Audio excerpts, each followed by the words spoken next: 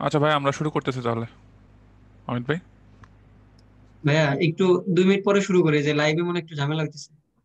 পোলাপান দেখতে পাচ্ছেন এটা আর কি। লাইভ লেখা উঠলো তো। হ্যাঁ, লাইভ এখানে তো হচ্ছে, বাট আমাদের যে যে চ্যানেলে দিছি স্কিল ক্যাপসুলে, ওইটাতে এখনো মনে হয় ওয়েটিং এ দেখছে। ও আচ্ছা।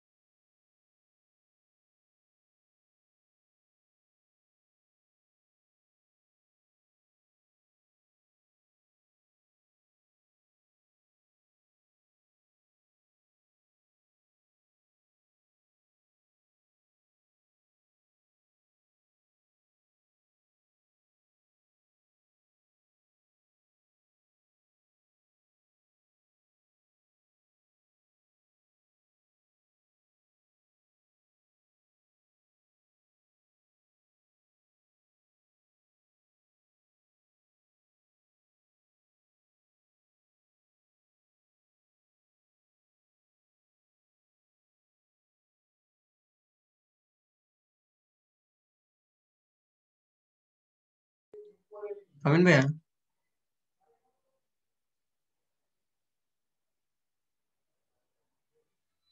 হ্যাঁ অমিত ভাই, ভাইয়া শুরু করেন ভাইয়া।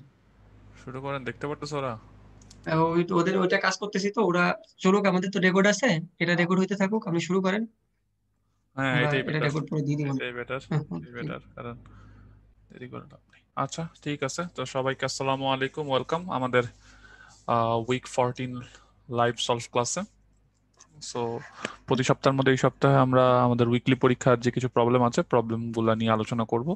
সো আজকে কিছু টেকনিক্যাল ডিফিকাল্টিজের কারণে অথবা অনেকে শুরু থেকে জয়েন দেখতে পারবা না, বাট আমি হোপফুলি তোমরা যখন রেকর্ডিংটা দেখবা তখন তোমরা এই প্রবলেমগুলো ভালো করেই বুঝতে পারবা বলে আমার ধারণা। তো আমরা শুরু করি। আমাদের আজকের ফার্স্টে আমরা ম্যাথ টপিকটা দেখব। তো ম্যাথ টপিকটার দিকে যাই। তো ম্যাথে আমাদের কোন টপিকটা ছিল, টপিকটার মধ্যে একটা জিনিস ছিল হচ্ছে বিস্তার, পরিমাপ ও সম্ভাবনা ছিল। এবং এর আগেও যখন ক্লাস নেওয়া হয়েছে তখনও বারবার বলছি যে সম্ভাবনা চ্যাপ্টারটা খুবই গুরুত্বপূর্ণ। অ্যাডমিশন টেস্টে অবশ্যই সম্ভাবনা থেকে তোমরা কোশ্চেন পাবা। বিস্তার পরিমাপ থেকে কোশ্চেন আসার সম্ভাবনা খুবই কম, কয়েকবার প্রশ্ন আসছে। সো বিস্তার পরিমাপ যে চ্যাপ্টার জায়গাটা আছে সেগুলো থেকে বিগত বছরের কোশ্চেন দেখে গেলেই হবে। আর সম্ভাবনাটা খুব ভালো করে পড়তে হবে। অ্যাডমিশন টেস্টে, বুয়েট পরীক্ষায় প্রশ্ন আসবে, ঢাকা ভার্সিটির পরীক্ষায় প্রশ্ন আসবে, তুমি যেখানেই পরীক্ষা দাও না কেন সম্ভাবনা থেকে অবশ্যই তুমি একটা না একটা প্রশ্ন তুমি পাবা। তো আমার কাছে মনে হয় সম্ভাবনাটা একটু সিরিয়াসলি দেখা দরকার। আচ্ছা ঠিক আছে, সো আমার কাছে এই জিনিসটা আমরা বললাম। আর এর আগেও বলছি, এখনো বলতেছি যে এটা এখন লাস্ট মোমেন্টের প্রিপারেশন, যে কোনো সময় তোমাদের জন্য একটা গাইডলাইন আসতে পারে যে কবে কিভাবে পরীক্ষাগুলো হবে। সো এই মোমেন্টে ফাইনাল রিভিশনের জন্য আমরা সবচেয়ে ইম্পর্টেন্ট যে জিনিসটা দেখব সেই জিনিসটা হচ্ছে আমাদের যেটা কোশ্চেন ব্যাংক ছিল। কোশ্চেন ব্যাংকটা সবচেয়ে গুরুত্ব সহকারে তোমরা দেখবা, কোশ্চেন ব্যাংক থেকেই মেজরিটি কোশ্চেন কমন পাবা তোমরা। আচ্ছা, তো প্রশ্নের মধ্যে বলছে কি, আসলে আমরা কয়েকটা প্রশ্ন এক এক করে দেখি। যেমন ফার্স্ট যে কোশ্চেনটার মধ্যে বলছে যে এ ও বি দুটি ঘটনা একত্রে ঘটার সম্ভাবনা দেওয়া আছে এবং কমপক্ষে একটি ঘটনা ঘটার সম্ভাবনা দেওয়া আছে। সো এই জিনিসটা একটু ভালো করে বুঝতে হবে যে একত্রে ঘটার সম্ভাবনা আর কমপক্ষে একটি ঘটার সম্ভাবনা, এগুলো তারা আসলে কি বোঝাচ্ছে। সো আমাকে যদি বলা হয় একত্রে ঘটার সম্ভাবনা, দ্যাট মিনস আমাকে এটা দেওয়া আছে প্রবাবিলিটি অফ এ ইউনিয়ন। আচ্ছা, এটা তো এ ইউনিয়ন না, একত্রে মানে কি? একত্রে মানে হচ্ছে probability of A intersection B is equal to 0.2। আর কমপক্ষে একটি, কমপক্ষে একটি মানে হচ্ছে probability of A union B is equal to 0.6। তোমাকে আসলে ফার্স্ট অফ অল এই দুইটা জিনিস সম্পর্কে আগে ভালো করে বুঝতে হবে যে দুইটা জিনিসের মানে আসলে কি। একটা হচ্ছে একত্রে ঘটার সম্ভাবনা, আরেকটা হচ্ছে কমপক্ষে একটি ঘটার সম্ভাবনা। এখন তোমাকে কি বের করতে বলছে? তোমরা যদি একটু মনোযোগ দাও তোমরা বলতে পারো যে ভাই আমাদেরকে এটা বের করতে বলছে, প্রবাবিলিটি অফ এ বাদ প্রবাবিলিটি অফ বি বাদ। যারা ক্লাসটি একটু হলেও মনোযোগ দিচ্ছ তারা আমাকে বলবা যে ভাইয়া প্রবাবিলিটি অফ এ বার মানে কি? 1 - প্রবাবিলিটি অফ এ। আর বি বার মানে কি? বি বার মানে হচ্ছে 1 - প্রবাবিলিটি অফ বি। সো এখান থেকে সো 2 কমন নিলাম, probability of A plus probability of B. এই পার্টটাও কিছুটা হলেও বোঝা গেল। এখন তোমার টার্গেটটা কি? তোমার টার্গেটটা হচ্ছে এ আর বি দুইটার প্রবাবিলিটি বের করতে বলছে। সো এই জিনিসটা আমরা এতটুকু পর্যন্ত নিশ্চয়ই তোমাদের একটা সূত্র ছিল, তোমাদের নিশ্চয়ই মনে আছে। Probability of A union B is equal to ছিল probability of A plus probability of B minus probability of A intersection B. এখান থেকে তুমি বলতে পারো দুইটার প্রবাবিলিটির যোগফলটা আসবে এইটা, এটা। দেন তুমি এখান থেকে বলতে পারবা যে ইজিলি পরের লাইনটায় যে, সরি এখান থেকে তো 2 আসবে, 2 minus probability of A union B plus probability of A intersection B. So 2 minus এখান থেকে এ ইউনিয়ন বি এর মান হচ্ছে 0.6 plus 0.2, which will be return something 1.2, যদি আমার ক্যালকুলেশন ঠিক থেকে থাকে তো। ওকে ওকে, এইরকম কিছু একটা অ্যান্সার আমার চলে আসবে। So, খুব সহজ জাস্ট ফর্মুলা। এই টাইপের অঙ্কগুলো পরীক্ষায় আসতে পারে, এই টাইপের অঙ্কগুলো পরীক্ষায় আসতে পারে, ভালো করে দেখতে হবে। আচ্ছা, নেক্সট চলে যায় পরেরটা। বলছে একটি তীরন্দাজের একটি তীর ছুঁড়ে লক্ষ্যভেদ করার সম্ভাবনা হচ্ছে 1/, কত বলছে বলো দেখি ভাইরা, 1/10। আর সে 10টা তীর ছুড়লো, অন্তত একবার লক্ষ্যভেদ হওয়ার সম্ভাবনা কত? তাহলে তুমি বুঝতেই পারতেছো, তুমি একটা তীর মারবা, তীরটা গিয়ে হিট করবে, এটা চান্স কত? এটা লক্ষ্যভেদের সম্ভাবনা কত? তুমি বলতে পারো ভাইয়া লক্ষ্যভেদের সম্ভাবনা হচ্ছে 1/10। তার মানে তুমি যদি বলতে পারো যে ভাইয়া যে লক্ষ্য ভেদ না করার সম্ভাবনা কত আসবে? 1 - 1/10 = 9/10। তাহলে একটা তীর তুমি মারলা, এটা লক্ষ্য ভেদ হওয়ার সম্ভাবনা হচ্ছে 1/10। তাহলে লক্ষ্য ভেদ করবে না, এর সম্ভাবনা হচ্ছে 9/10। এখন তুমি যদি 10টা তীর মারো, 10টি তীর লক্ষ্যভেদ না করার সম্ভাবনা কত আসবে? তুমি বলতে পারো ভাইয়া এইটা হচ্ছে 10টার একটাও লাগবে না, 10টার একটাও লাগলো না। তাহলে আমি যদি বলি যে 10টার একটাও লাগবে না, তাহলে এইটাকে যদি আমি 1 - এইটা করি, তার মানে আমি কি পেয়ে যাব? অন্তত আমি আবার বুঝাচ্ছি, সমস্যা নেই। লক্ষ্যভেদ করার সম্ভাবনা তাহলে কত হয়ে যাবে? 1 - 9/10 তা আমি আবার পুরো ব্যাটটা আবার রিপিট করতেছি, সবাই একটু মনোযোগ সহকারে শুনো। তোমার কাছে একটা তুমি তীর মারবা, তীর মারার মধ্যে তোমার একটা তীর দেয়ালে লাগবে, এর সম্ভাবনা হচ্ছে 1/10। তাহলে এইটা দেয়ালে না লাগার সম্ভাবনা কত? 1 - 1/10 বা 9/10। এর মানে হচ্ছে তুমি ফেল করছো, ধরে নাও তুমি মারতে পারো নাই। আমি বললাম তুমি 10 বারের একবারও মারতে পারবা না, তাহলে প্রত্যেকবার কত? প্রত্যেকবারই হচ্ছে 9/10 × 9/10, এইভাবে 10 বার আসবে। তাহলে এটা কি? এটা হচ্ছে তুমি 10 বারের একবারও মারতে পারো না।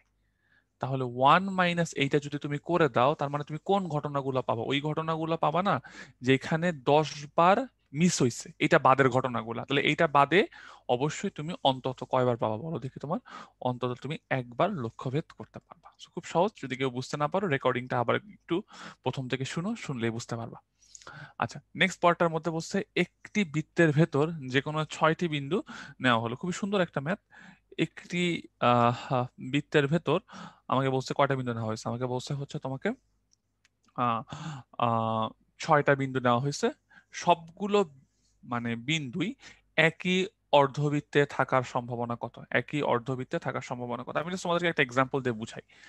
সাপোজ আমার কাছে এই একটা বৃত্ত আছে, এটা তার কেন্দ্র। এখানে টোটাল বিন্দু আছে হচ্ছে আমার কাছে 6টা। এখন প্রশ্নটার মধ্যে কি বলছে? প্রশ্নটার মধ্যে বলছে এরা সবাই কি হইতে হবে? এরা সবাই আমার একই অর্ধবৃত্তে থাকতে হবে। তার মানে ব্যাপারটা অনেকটা এরকম। আমি যদি একটু সুন্দর করে বুঝাই, তাহলে এইটাকে এই পাশে দাও, তাহলে এইটা যদি দাগ দিই, দাঁড়াও, এটা তো কেন্দ্র। তাহলে দেখো এই পাশে তোমার কয়টা বিন্দু চলে আসছে? তোমার 6টা বিন্দু চলে আসছে। তাহলে আমার কোশ্চেনটা কি? কোশ্চেনটা হচ্ছে আমার কাছে 6টা বিন্দু আছে, 6টার 6টাই আমার কি হইতে হবে বলো দেখি? তোমার একই পাশে থাকার সম্ভাবনা কত? এখন তুমি চিন্তা করলে, আমি একটা বিন্দু নিয়ে চিন্তা করি, একটি বিন্দু, একটি বিন্দু নিব, জাস্ট প্রথম বিন্দুটা নিলাম। ওই বিন্দুটার জন্য তুমি বলতে পারো যে ভাইয়া এই যে স্পেশাল বিন্দুটা আছে, এই বিন্দু বরাবর আমার, এটা হচ্ছে আমার স্পেশাল বিন্দুটা, এই বিন্দু বরাবর আমি ব্যাস অঙ্কন করলাম। তাহলে এর সাপেক্ষে যদি সবগুলাকে একই পাশে পড়তে হবে না? তাহলে একই পাশে যদি পড়তে হয়, তাহলে তুমি বলতে পারো প্রত্যেকটা বিন্দুর জন্য অপশন কয়টা? এই পাশে পড়তে পারে অথবা এই পাশে পড়তে পারে। তাহলে যেহেতু আমার 5টা বিন্দু, তাহলে 5টা বিন্দু, তাহলে আমি বলতে পারি বাকি 5টি বিন্দু একই পাশে থাকার সম্ভাবনা 1/2/2^5। আমি পুরো জিনিসটা আবার এক্সপ্লেন করতেছি, খেয়াল করো। তুমি বললা যে তোমরা 5জন বন্ধু আছো, 5জন বন্ধু একটা গোল জায়গার মধ্যে এক পাশে থাকবা। তা তুমি বললা কি আমার বরাবর একটা লাইন টানো। আমার বরাবর লাইন টানার পরে বাকি পাঁচটাকেই তুমি কি করতেছো বলো তো, কি তোমার একই পাশে ফেলতেছো। তাহলে বাকি পাঁচটাকে একই পাশে ফেলার সম্ভাবনা কত, এক পাশে পড়ার সম্ভাবনা যদি হাফ হয়, তাহলে 1/2 টু দি পাওয়ার 5। এটা তো একজনের জন্য, বাট আমার কাছে বিন্দু আছে কয়টা, বিন্দু আছে হচ্ছে 6টা, তাহলে 6টি বিন্দুই জন্য কেসটা কত আসবে, তাহলে তুমি বলতে পারো হচ্ছে নির্ণেয় সম্ভাবনা 1/2 to the power 5, 1/2 to the power 5, 1/2 to the power 5, 1/2 to the power 5, 1/2 to the power 5, 1/2 to the power 5, therefore 6/2 to the power 5 চলে আসবে। তো আমি আবার রিপিট করতেছি ম্যাথটা। আমার কাছে টোটাল 6টা বিন্দু ছিল, প্রত্যেকটা বিন্দুর জন্য বাকি পাঁচটা বিন্দু একই পাশে থাকার সম্ভাবনা হচ্ছে 1/2 টু দি পাওয়ার 5। তুমি বলতে পারবে 2 টু দি পাওয়ার 5 কেন আসতেছে, কারণ দুইটা জায়গা আছে, হাফ প্রবাবিলিটিতে তোমার দুই পাশে থাকতে পারে। সো খুবই সিম্পল একটা ম্যাথ, আমার কাছে মনে হয় ইজিলি পারা উচিত, এটা নিয়ে কোনো ঝামেলা হওয়ার কথা না, সহজ অঙ্ক।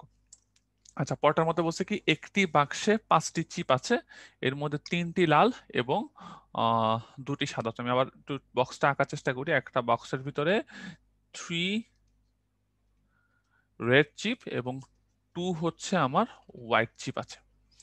চিপগুলো একটা একটা করে উঠাবো, উঠানোর মধ্যে শেষ চিপটা কি হইতে হবে, শেষ চিপটা আমার হতে হবে হচ্ছে আমার লাল, শেষ চিপটা আমার লাল হতে হবে। এখন তোমরা নিশ্চয়ই বুঝতে পারতেছো ভাইয়া, শেষ চিপটা যদি লাল হতে হয়, তাহলে আমাকে এর আগের যে চারটা আছে এই চারটার মধ্যে দুইটা লাল উঠায় ফেলতে হবে এবং দুইটা হোয়াইট উঠায় ফেলতে হবে, তাহলে আমার লাস্টেরটা কে হবে, তাহলে কেবলমাত্র আমার last one will be red. আমি আবার এক্সপ্লেন করতে, সবাই মনোযোগ দাও। তোমার কাছে একটা বাক্সের ভিতরে 3টা লাল বল আছে, 2টা সাদা বল আছে, তুমি একটা একটা করে বল উঠাবে, এমন ভাবে উঠাইতে হবে যাতে লাস্ট বলটা কি হয়, লাস্ট বলটা হচ্ছে আমার রেড হয়। লাস্ট বলটা রেড হওয়া মানে কি, যে আগের যে 4 দান আছে, 4 দানে 2টা লাল উঠাবো, 2টা সাদা উঠাবো, তাহলে বাক্সের মধ্যে একটা লাল পড়ে থাকবে, ওইটাই তুমি লাস্টের মধ্যে নিয়ে নিবা। তাহলে 4টা উঠাবো, টোটাল বল আছে 5টা, 5টা থেকে 4টা নেওয়ার চান্স হচ্ছে 5C4, আর তোমার 3টা থেকে 2টা লাগবে 3C2 ইন্টু 2C2। এটা হচ্ছে প্রবাবিলিটি। আমি আবার রিপিট করতেছি, আমার 5টা থেকে 2টা নিব 5C4, আর 3টা লাল বল আছে, 3টা লাল বল থেকে 2টা লাল বল নেওয়ার সম্ভাবনা হচ্ছে 3C2, এবং 2টা সাদা বল থেকে 2টা সাদা বল নেওয়ার সম্ভাবনা হচ্ছে তোমার 2C2। এইটুক উঠানোর পরে বাক্সের মধ্যে কি থাকবে, এটা উঠানোর পরে বাক্সের মধ্যে একা একটা লাল বল পড়ে থাকবে, দেন ওইটা হচ্ছে তোমার শেষ বল। সো ওইটা তুমি যদি কেউ লিখতে চায় তাহলে ওইটার জন্য আসবে হচ্ছে 1/1, অথবা ওইটা লেখার দরকার পড়ে না, কেউ যদি চাও লিখতে লিখতে পারো, এটা কোনো সমস্যা নেই। সো এই অঙ্কটা আমরা বুঝতে পারলাম। ওকে, নেক্সট চলে যায় পরেরটা। চিত্রের প্রাসটা দেওয়া আছে, এই প্রাসটার মধ্যে বলছে যে যে কোনো সময় উচ্চতা নেওয়া হলো এবং এবং এটি 20 সেন্টিমিটারের বা তার উপরে থাকার সম্ভাবনা কত। খুব সুন্দর একটা ম্যাথ, প্রবাবিলিটির সাথে সাথে আমাদের গতিবিদ্যার কনসেপ্টও নিয়ে আসা হয়। তো কিভাবে করা হয়েছে আমি একটু তোমাদেরকে বুঝাই বলি। যে আমাকে বলা হয়েছে কি, আমাকে বলা হয়েছে যে আমার কাছে ধরো এই একটা হাইট আছে, ধরে নাও এই হাইটটা হচ্ছে 20 মিটার, এই হাইটটা হচ্ছে 20 মিটার। প্রশ্নটা কি, প্রশ্নটা হচ্ছে যে আমি একটা প্রাস নিক্ষেপ করলাম, প্রাস নিক্ষেপ করার পরে আমার এইটা 20 মিটারের উপরে থাকার সম্ভাবনা কত, মানে এই জায়গায় থাকার সম্ভাবনা কত, এই জায়গাটায় থাকবে এই চান্সটা বের করতে বলছে। 20 মিটার বা তার উপরে থাকার সম্ভাবনা কত। এখন তোমরা বলতে পারো, যারা ফিজিক্সের কনসেপ্টগুলো একটু ক্লিয়ার, তারা বলতে পারো ভাইয়া এই সময়ে আমরা যদি ধরে নিই এটা যদি হয় T2, তাহলে এর টুকের মান কত, এর টুকের মান ডেফিনেটলি আমার T1। তাহলে এই মাঝের পার্টটার কত, এই মাঝের টাইমটা হচ্ছে, এই মাঝের টাইমটাকে আমরা বলতে পারবো হচ্ছে T2 - T1। আর সম্ভাবনা কত, তোমরা জানো যারা পড়ছো, সম্ভাবনার ক্ষেত্রে আমার সব সময় হচ্ছে মোট দ্বারা ভাগ করতে হয়, তার উপরে বসবে হচ্ছে T2 - T1 divided by capital T, মোট সময় বিচরণ কাল। তাহলে বিচরণ কালের ফর্মুলাটার জন্য কি ছিল, ফিজিক্সেও পড়ছো, তাহলে 2U sine alpha by g. U এর মান কত, ইউ এর মান দেওয়া আছে হচ্ছে 30 সাইন 60 ডিগ্রি, যার মান √3/2, আর মান 10। তো এখান থেকে আমার চলে আসবে হচ্ছে 3√3।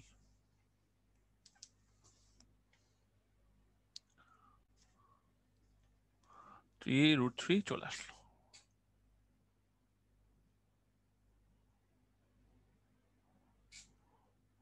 সো এখান থেকে দেখে নিবা কিভাবে কত আসে। আচ্ছা, আমার কাছে একটু ক্যালকুলেশনটা আমার কাছে এইটা আসবে কিনা একটু চেক করে দেখি। 230 এর মান √3/2 আর এটা 10। ওকে, এটা দিয়ে এটা কাটলে এটা কাটা, আচ্ছা 3√3 আসবে, 3√3 আসবে। ওকে, আর এখন তোমার আগে কি T1 - T2 বের করবো। তো আমরা একটা ফর্মুলা পড়ছিলাম না y এর, যে y is equal to u sine alpha t minus half g t square. y এর মান কত? y এর মান হচ্ছে 20 ইকুয়ালস টু 30 সাইন 60 টি minus half into g into t square. So এখান থেকে আমরা বলতে পারি কি 5t square minus 15√3t plus 20 equals to 0। তুমি বুঝতে পারছো দুইটা টাইম আছে, সেখান থেকে আমরা পারি T1 plus T2 equal to minus 15√3/5 বা 3√3, আর T1 ইন্টু T2 এর মান আসবে হচ্ছে 20/5 ইকুয়ালস টু 4। এখন তোমার টার্গেটটা কি? তোমার টার্গেটটা হচ্ছে T2 - T1 বের করতে হবে। তো T2 - T1টা কত আসবে? তুমি বলতে পারো ভাইয়া T2 - T1 will be T2 plus T1 whole square minus 4T1 T2। মানগুলা বসাই দিবা, মানগুলা বসাই দিলে এখান থেকে চলে আসবে হচ্ছে √11। তা তোমার প্রবাবিলিটিটা কত? এই উপরেরটার মান কত? উপরেরটার মান হচ্ছে √11 আর নিচেরটার মান হচ্ছে 3√3। সো খুব সহজে আমার জিনিসটা মিলে গেল। তো তুমি যে কাজটা করলে আমি সংক্ষেপে আরেকবার একটু রিপিট করতেছি। আমার কাছে দুইটা টাইম আছে, একটা হচ্ছে T1 একটা T2। এই ডিফারেন্সটা বের করতে হবে কতক্ষণ পর্যন্ত এরা 20-এর উপরে আছে, তাহলে এই ডিফারেন্সটা বের করব। আর নিচে বসবে হচ্ছে টোটাল সময়টা, টোটাল সময় মানে তো বিচরণকাল, বিচরণকালটা বসে গেল। আর নিচেরটার জন্য আমি দুইটা টাইম বের করে ডিফারেন্সটা বের করে ফেললাম। খুব সহজ ম্যাথ, চেষ্টা করবে এগুলো করার জন্য। ওকে, এতক্ষণ ধরে আমরা রিটেন পার্টটা দেখলাম, এবার আসলে আমরা খুব ফাস্ট কিছু এমসিকিউ দেখার চেষ্টা করি। অল্প কয়েকটা এমসিকিউ আছে। তো এখানে আমার কাছে একটা 2 বছরের পদ্ধতি একটি বল তোলা হলে বলটি গ্রিন হওয়ার সম্ভাবনা কত? তোমার কাছে 3টা বাক্স আছে, 3টা বাক্স থেকে একটা বল তুলবা, সেটা গ্রিন হওয়ার সম্ভাবনা কত? তাহলে তুমি বলতে পারো ভাই আমার কাছে 3টা অপশন আছে, তোমার 1/3 সামনে আসলো, আমি প্রথমটা থেকে গ্রিন তোলার চান্স হচ্ছে 5/8, পরেরটা গ্রিন আছে 5টা, টোটাল আছে 9টা, 5/9, পরেরটার মধ্যে গ্রিন আছে 3টা, টোটাল আছে 12টা, 3/12। এটা আমার অ্যান্সার। পরেরটার মধ্যে বলছে একটি ছক্কা একত্রে নিক্ষেপ করা হলো, যদি দুটি ছক্কা একত্রে নিক্ষেপ করা হলো, উভয় ছক্কায় একই সংখ্যা আসার সম্ভাবনা কত? যারা ক্লাসটা করতেছো তারা হয়তো একটা জিনিস মনে রাখবা, দুইটা ছক্কা যদি নিক্ষেপ করা হয় মোট কেস আসে 36টা। আর দুই ছক্কায় একই মান মানে হচ্ছে 11, 22, 33, 44, 55, 66। তো টোটাল কেস হচ্ছে 6টা, নিচে আছে 36টা। তাহলে 6/36, 6/36 করলে ম্যাথটা মিলে যাবে, খুব সহজ। ওকে, বটার মধ্যে বলছে এ ও বি দুটি অঙ্ক সমাধান করার সম্ভাবনা 1/3, 1/4। যে কোনো একজন অঙ্কটা সমাধান করতে পারার সম্ভাবনা কত?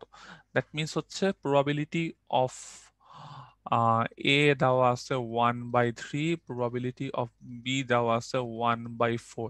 যে কোনো একজন মানে হচ্ছে এ ইউনিয়ন বি, এটা মানে হচ্ছে probability of A plus probability of B minus probability of A intersection B. মান বসায় দাও প্রত্যেকটার, এটার মান হচ্ছে 1/3, 1/4, 1/3 ইন্টু 1/4। ওকে, পরটার মধ্যে বলছে একটি বাক্সে 4টি সাদা আছে 5টি কালো আছে, তো টোটাল বল কয়টা? তুমি বলতে পারো টোটাল আছে 9টা। এই 9টা থেকে তুমি 3টা বল তুলবা, 3টাই কালো হবে, তাহলে 9টা থেকে 3টা উঠানোর চান্স হচ্ছে 9C3। আর 3টাই কালো হওয়ার সম্ভাবনা হচ্ছে, কালো আছে 5টা, 5টা থেকে 3টা, তাহলে 5C3। তাহলে 5C3/9C3, 5C3/9C3, 5C3/9C3। ওকে, আসো নেক্সট পয়েন্টটার মধ্যে বলছে কি, যে পুনরাবৃত্তি না ঘটিয়ে এই সংখ্যাগুলোকে ব্যবহার করে দুই অঙ্কের সংখ্যা গঠন করা হলো, আমাকে জোড় হওয়ার সম্ভাবনা কত? তুমি বলতে পারো ভাইয়া আমার মোট সংখ্যা কয়টা? আমার কাছে এখানে আছে হচ্ছে 6টা, 2 4 7 9 3 8। তাহলে 6টা থেকে 2টা নিবা, তাহলে 6p2, এগুলো হচ্ছে মোট সংখ্যা। আর আমার লাগবে কি, আমার লাগবে হচ্ছে জোড় সংখ্যা। তো জোড় সংখ্যা হওয়ার জন্য আমরা জানি লাস্টের ঘরে কি বসবে, জোড় অঙ্ক। জোড় অঙ্ক কারা কারা এখানে আছে, 2 4 8, তিনটা থেকে একটা 3p1, এখানে একটা বসে যাওয়ার পর বাকি থাকবে পাঁচটা, পাঁচটা থেকে একটা কত, 5p1। 3p1 5p1, তাহলে 15/30, সো হাফ চলে আসে।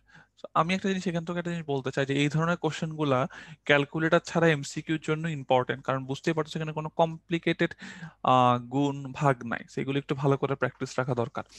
আচ্ছা, পরটার মধ্যে বলছে 200 জন পরীক্ষার্থীর মধ্যে 20 জন গণিতে, 30 জন গণিতে, 20 জন রসায়নে, 10 জন উভয় বিষয় পাশ করে, একটি নেই হলে একটি মাত্র বিষয় পাশ করার সম্ভাবনা কত? একটি মাত্র বিষয়ে আমাকে বলছে কি, বলো দেখি তোমার পাশ করার সম্ভাবনা কত। তো এখান থেকে অনেক ওয়েতেই আমরা ম্যাথটাকে করতে পারি। সো এখান থেকে তোমরা ইজিলি বোঝার চেষ্টা করো একটা জিনিস, যে কিভাবে আমরা বলতে পারবো যে আমার কাছে 200 জন পরীক্ষার্থী আছে, 200 জন পরীক্ষার্থীর মধ্যে আমাকে বলা হয়েছে কি, আমাকে বলা হয়েছে হচ্ছে যে ম্যাথে পাশ করবে কতজন। ম্যাথে পাশ করবে হচ্ছে তোমার ম্যাথে পাশ করবে হচ্ছে আমাকে 30%।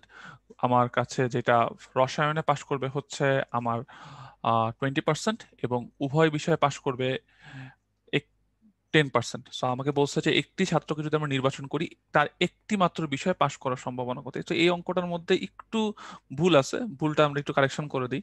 একটু খেয়াল করো, তুমি যদি এটাকে ভেনচিত্রের কনসেপ্টে আঁকার চেষ্টা করো, তাহলে এই পার্টটা হচ্ছে ধরে নিই ম্যাথ, আর এর সাথে আছে হচ্ছে তোমার কেমিস্ট্রি। সো কেমিস্ট্রির পার্টটা মনে করি এইটা, কেমিস্ট্রি মনে করি এইটা। এবং প্রশ্নের মধ্যে বলছে 10% উভয় বিষয় পাশ করে, তাহলে এই জায়গায় কত আছে, এই পার্টটুকের মধ্যে থাকবে হচ্ছে 10, একটু বুঝতে হবে উভয় বিষয় পাশ করছে। তাহলে ম্যাথে পাশ করে 30%, তাহলে এই বাইরের পার্টটায় কতটুকু আছে, এই বাইরের পার্টটায় 20। এই 20% কারা, এই 20% হচ্ছে শুধু ম্যাথ পাস, একমাত্র ম্যাথেই পাশ করছে, কেমিস্ট্রিতে সে পাশ করতে পারেনি। আর কেমিস্ট্রিতে পাস আছে 20%, তাহলে এই 10 যদি চলে যায়, এই 10 কারা, এই 10 হচ্ছে যারা কেবলমাত্র কেমিস্ট্রিতে পাশ করছে। তাহলে 20% স্টুডেন্ট শুধুমাত্র ম্যাথে পাশ করে, এবং 10% স্টুডেন্ট শুধুমাত্র কেমিস্ট্রিতে পাশ করে। এরা কিন্তু একটা মাত্র বিষয় কি করছে, পাশ করছে। সো তুমি যদি এখন এই দুইটাকে জাস্ট কি করে দাও, যোগ করে দাও, যোগ করে দিলে এইটা আমার অ্যান্সার হওয়া উচিত। কিন্তু খেয়াল করে দেখো, এইটা বলা যেই কথা, আমার জন্য এই পার্টটাও কিন্তু সেম একই অ্যান্সারই চলে আসতেছে। সো মানে আসলে অ্যান্সার সিও হইতে পারতো, কিন্তু এটা কাটাকাটি করলেও কত আসে, এটা কাটাকাটি করলেও কিন্তু 30%ই চলে আসে। সো এটা দেখে নিও তোমরা। আচ্ছা, আসলে আমাদের লাস্ট কয়টা ম্যাথ আছে। 3টি ছক্কা নিক্ষেপ করা হলো, প্রত্যেকটি ছক্কায় একই সংখ্যা পাওয়ার সম্ভাবনা কত? খুব সহজ, 3টা ছক্কা যদি নিক্ষেপ করি, মোট কেস কত? মোট কেস হচ্ছে 6 কিউব।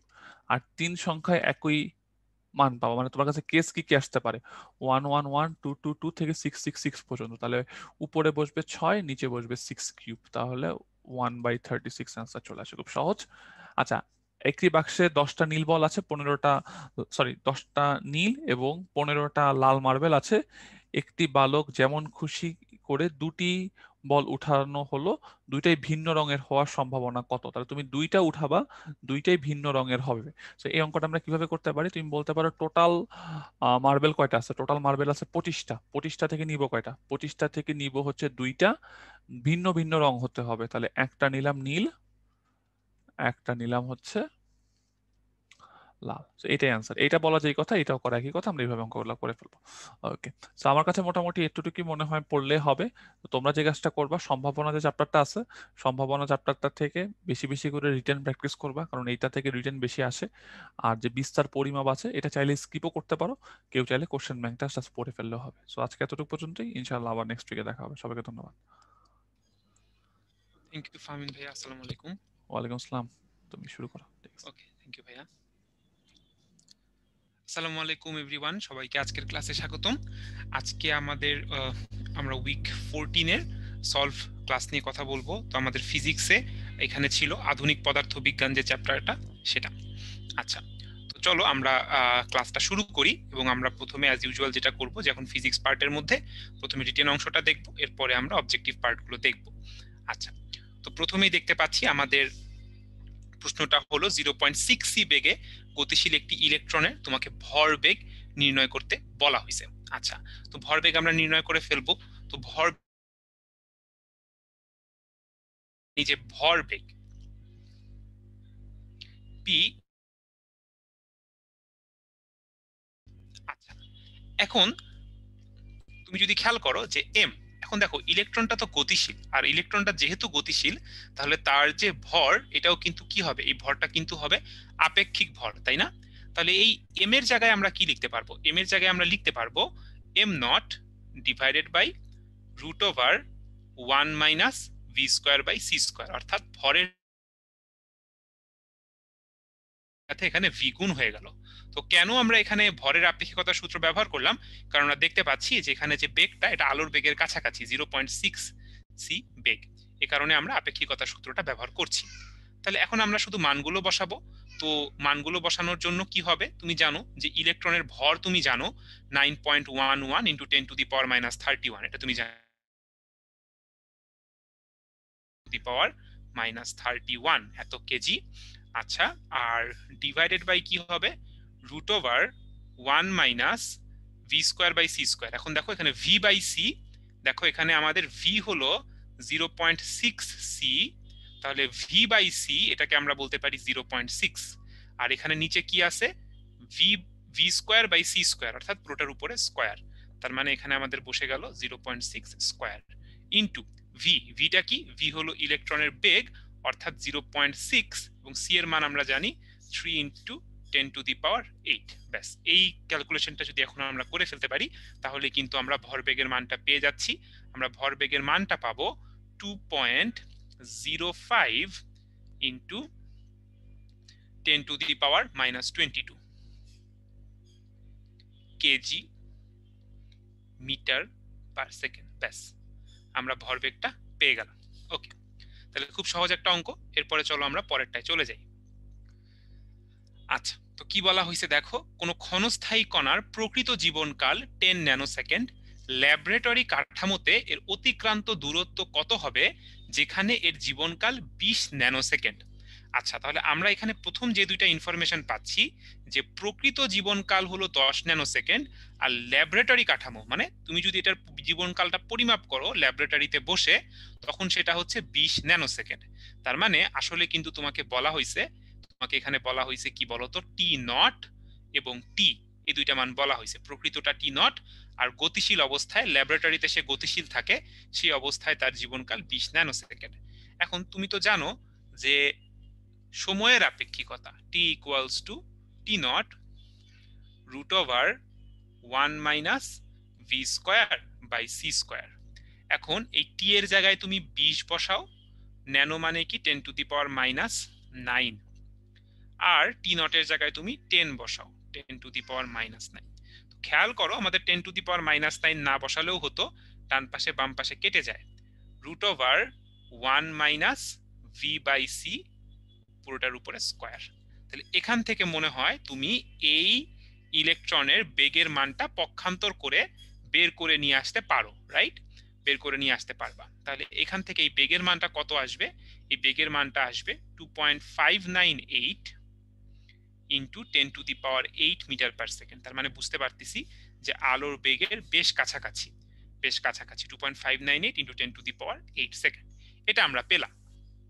আচ্ছা, তাহলে এই বেগটা কি, এটা হলো ল্যাবরেটরি কাঠামোতে আমাদের, আমি বলতেছি যে ল্যাবরেটরি কাঠামোতে ইলেকট্রনের বেগ, ইলেকট্রনের বেগ। তাহলে তোমাকে বলছে ল্যাবরেটরি কাঠামোতে অতিক্রান্ত দূরত্ব বের করতে।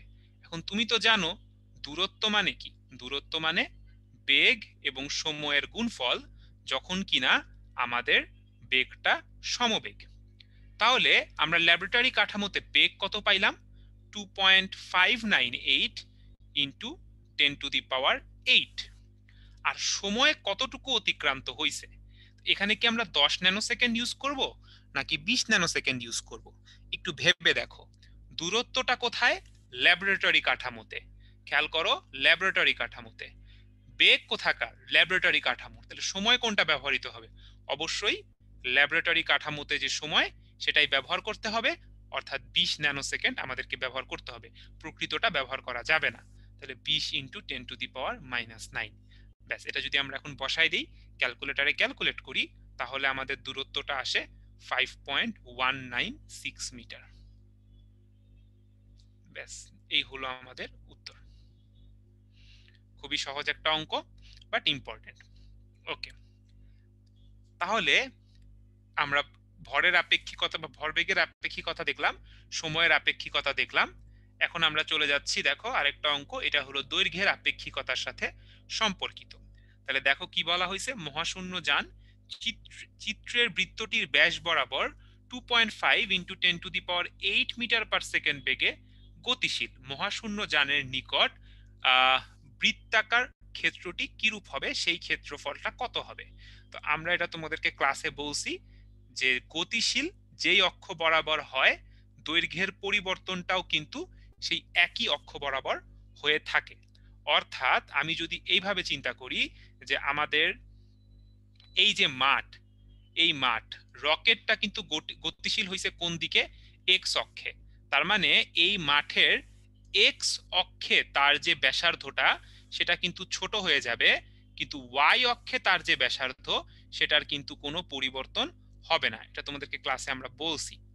আচ্ছা, এখন তোমরা খেয়াল করে দেখো যে এক্স অক্ষে যে ব্যাসার্ধ ছোট হয়ে গেছে।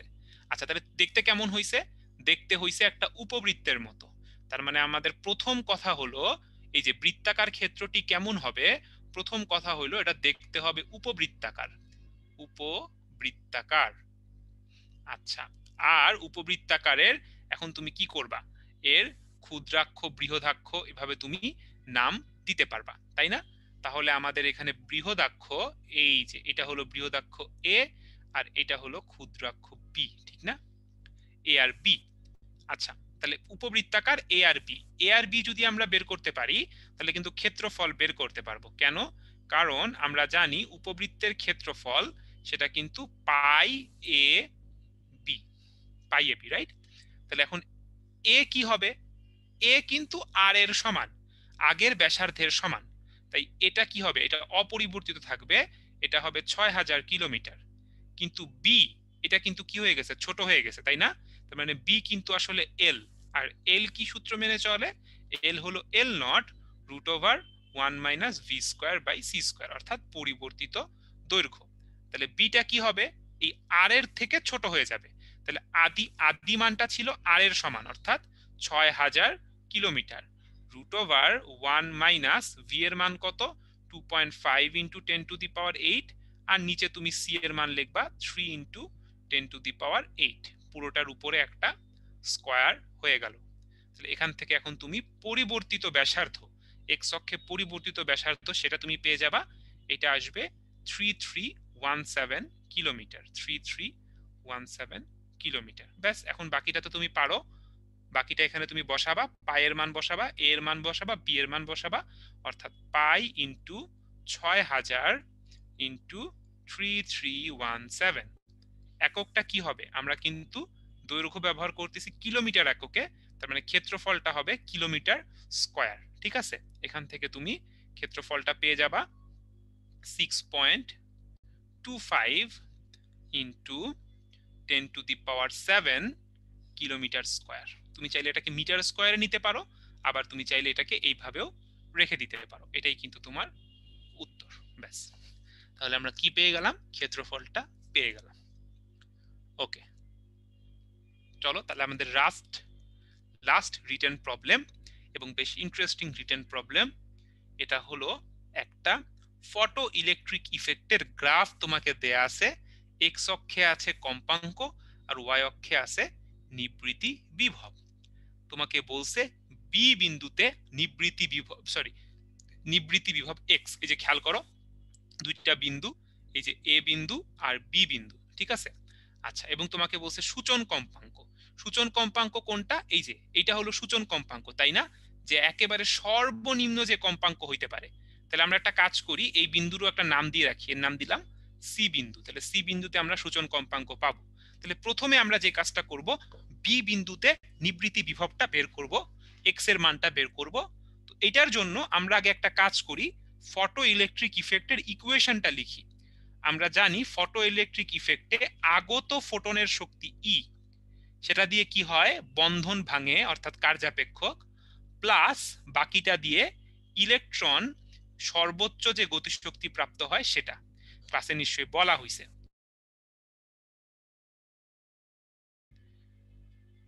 বন্ধন ভাঙতে কৃত কাজ বা কার্যাপেক্ষক এটা হলো এইচ এফ নট, আর ইকে ম্যাক্স সর্বোচ্চ গতিশক্তি সেটা হলো আমাদের হাফ এমভি স্কোয়ার লিখতে পারি, অথবা ই ইন্টু ভিএস। ভিএস মানে হলো আমাদের নিবৃত্তি বিভব বা স্টপিং পটেনশিয়াল।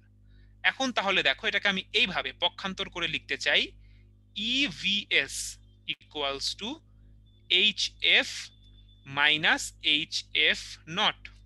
আবার আমি যদি পুরো জিনিসটাকে ই দ্বারা ভাগ করে দেই তাহলে কেমন হবে, ই দ্বারা ভাগ করে দিচ্ছি, তাহলে দেখো কেমন হচ্ছে, এখানে হচ্ছে এইচ বাই ই, এখানেও হচ্ছে এইচ বাই ই। তো খেয়াল করো আমাদের এই ছবিতে ওয়াই অক্ষে আছে এই নিবৃত্তি বিভব, এক্স অক্ষে আছে এফ এফ, তার মানে এটা হলো এক্স।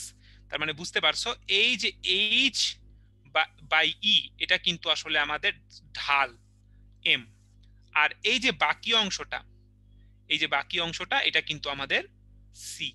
ঠিক আছে, এটা আমরা মাথায় রাখলাম। এই হলো তাহলে আমরা সেই সরল রেখার ইকুয়েশনটা কিন্তু পেয়ে গেলাম, যে গ্রাফটা আমরা উপরে দেখতে পাচ্ছি।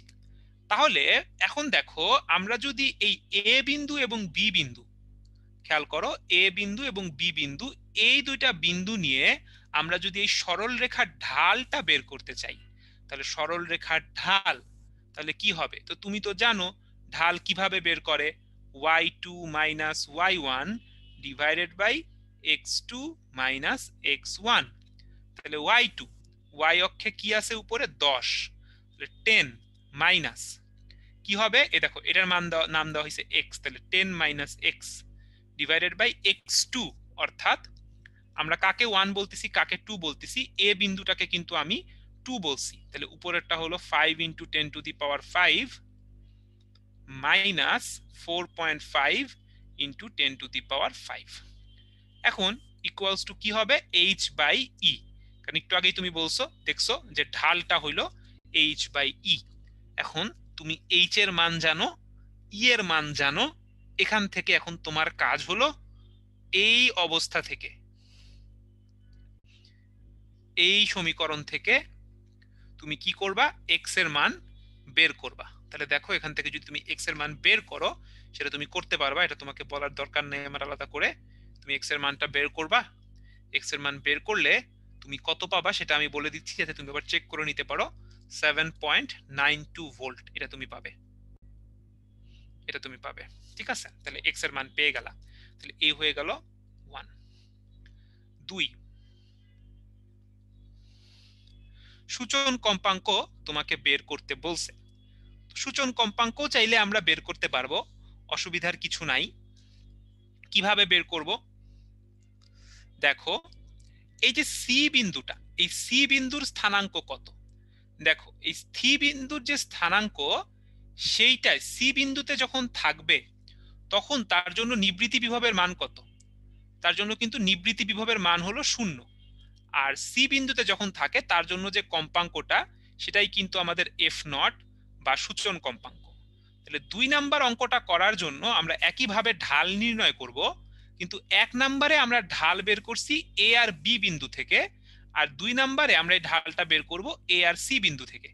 তাহলে দেখো আবার আমরা ঢাল বের করব, কিন্তু এবার আমরা ঢাল বের করব এ এবং সি বিন্দু ব্যবহার করে।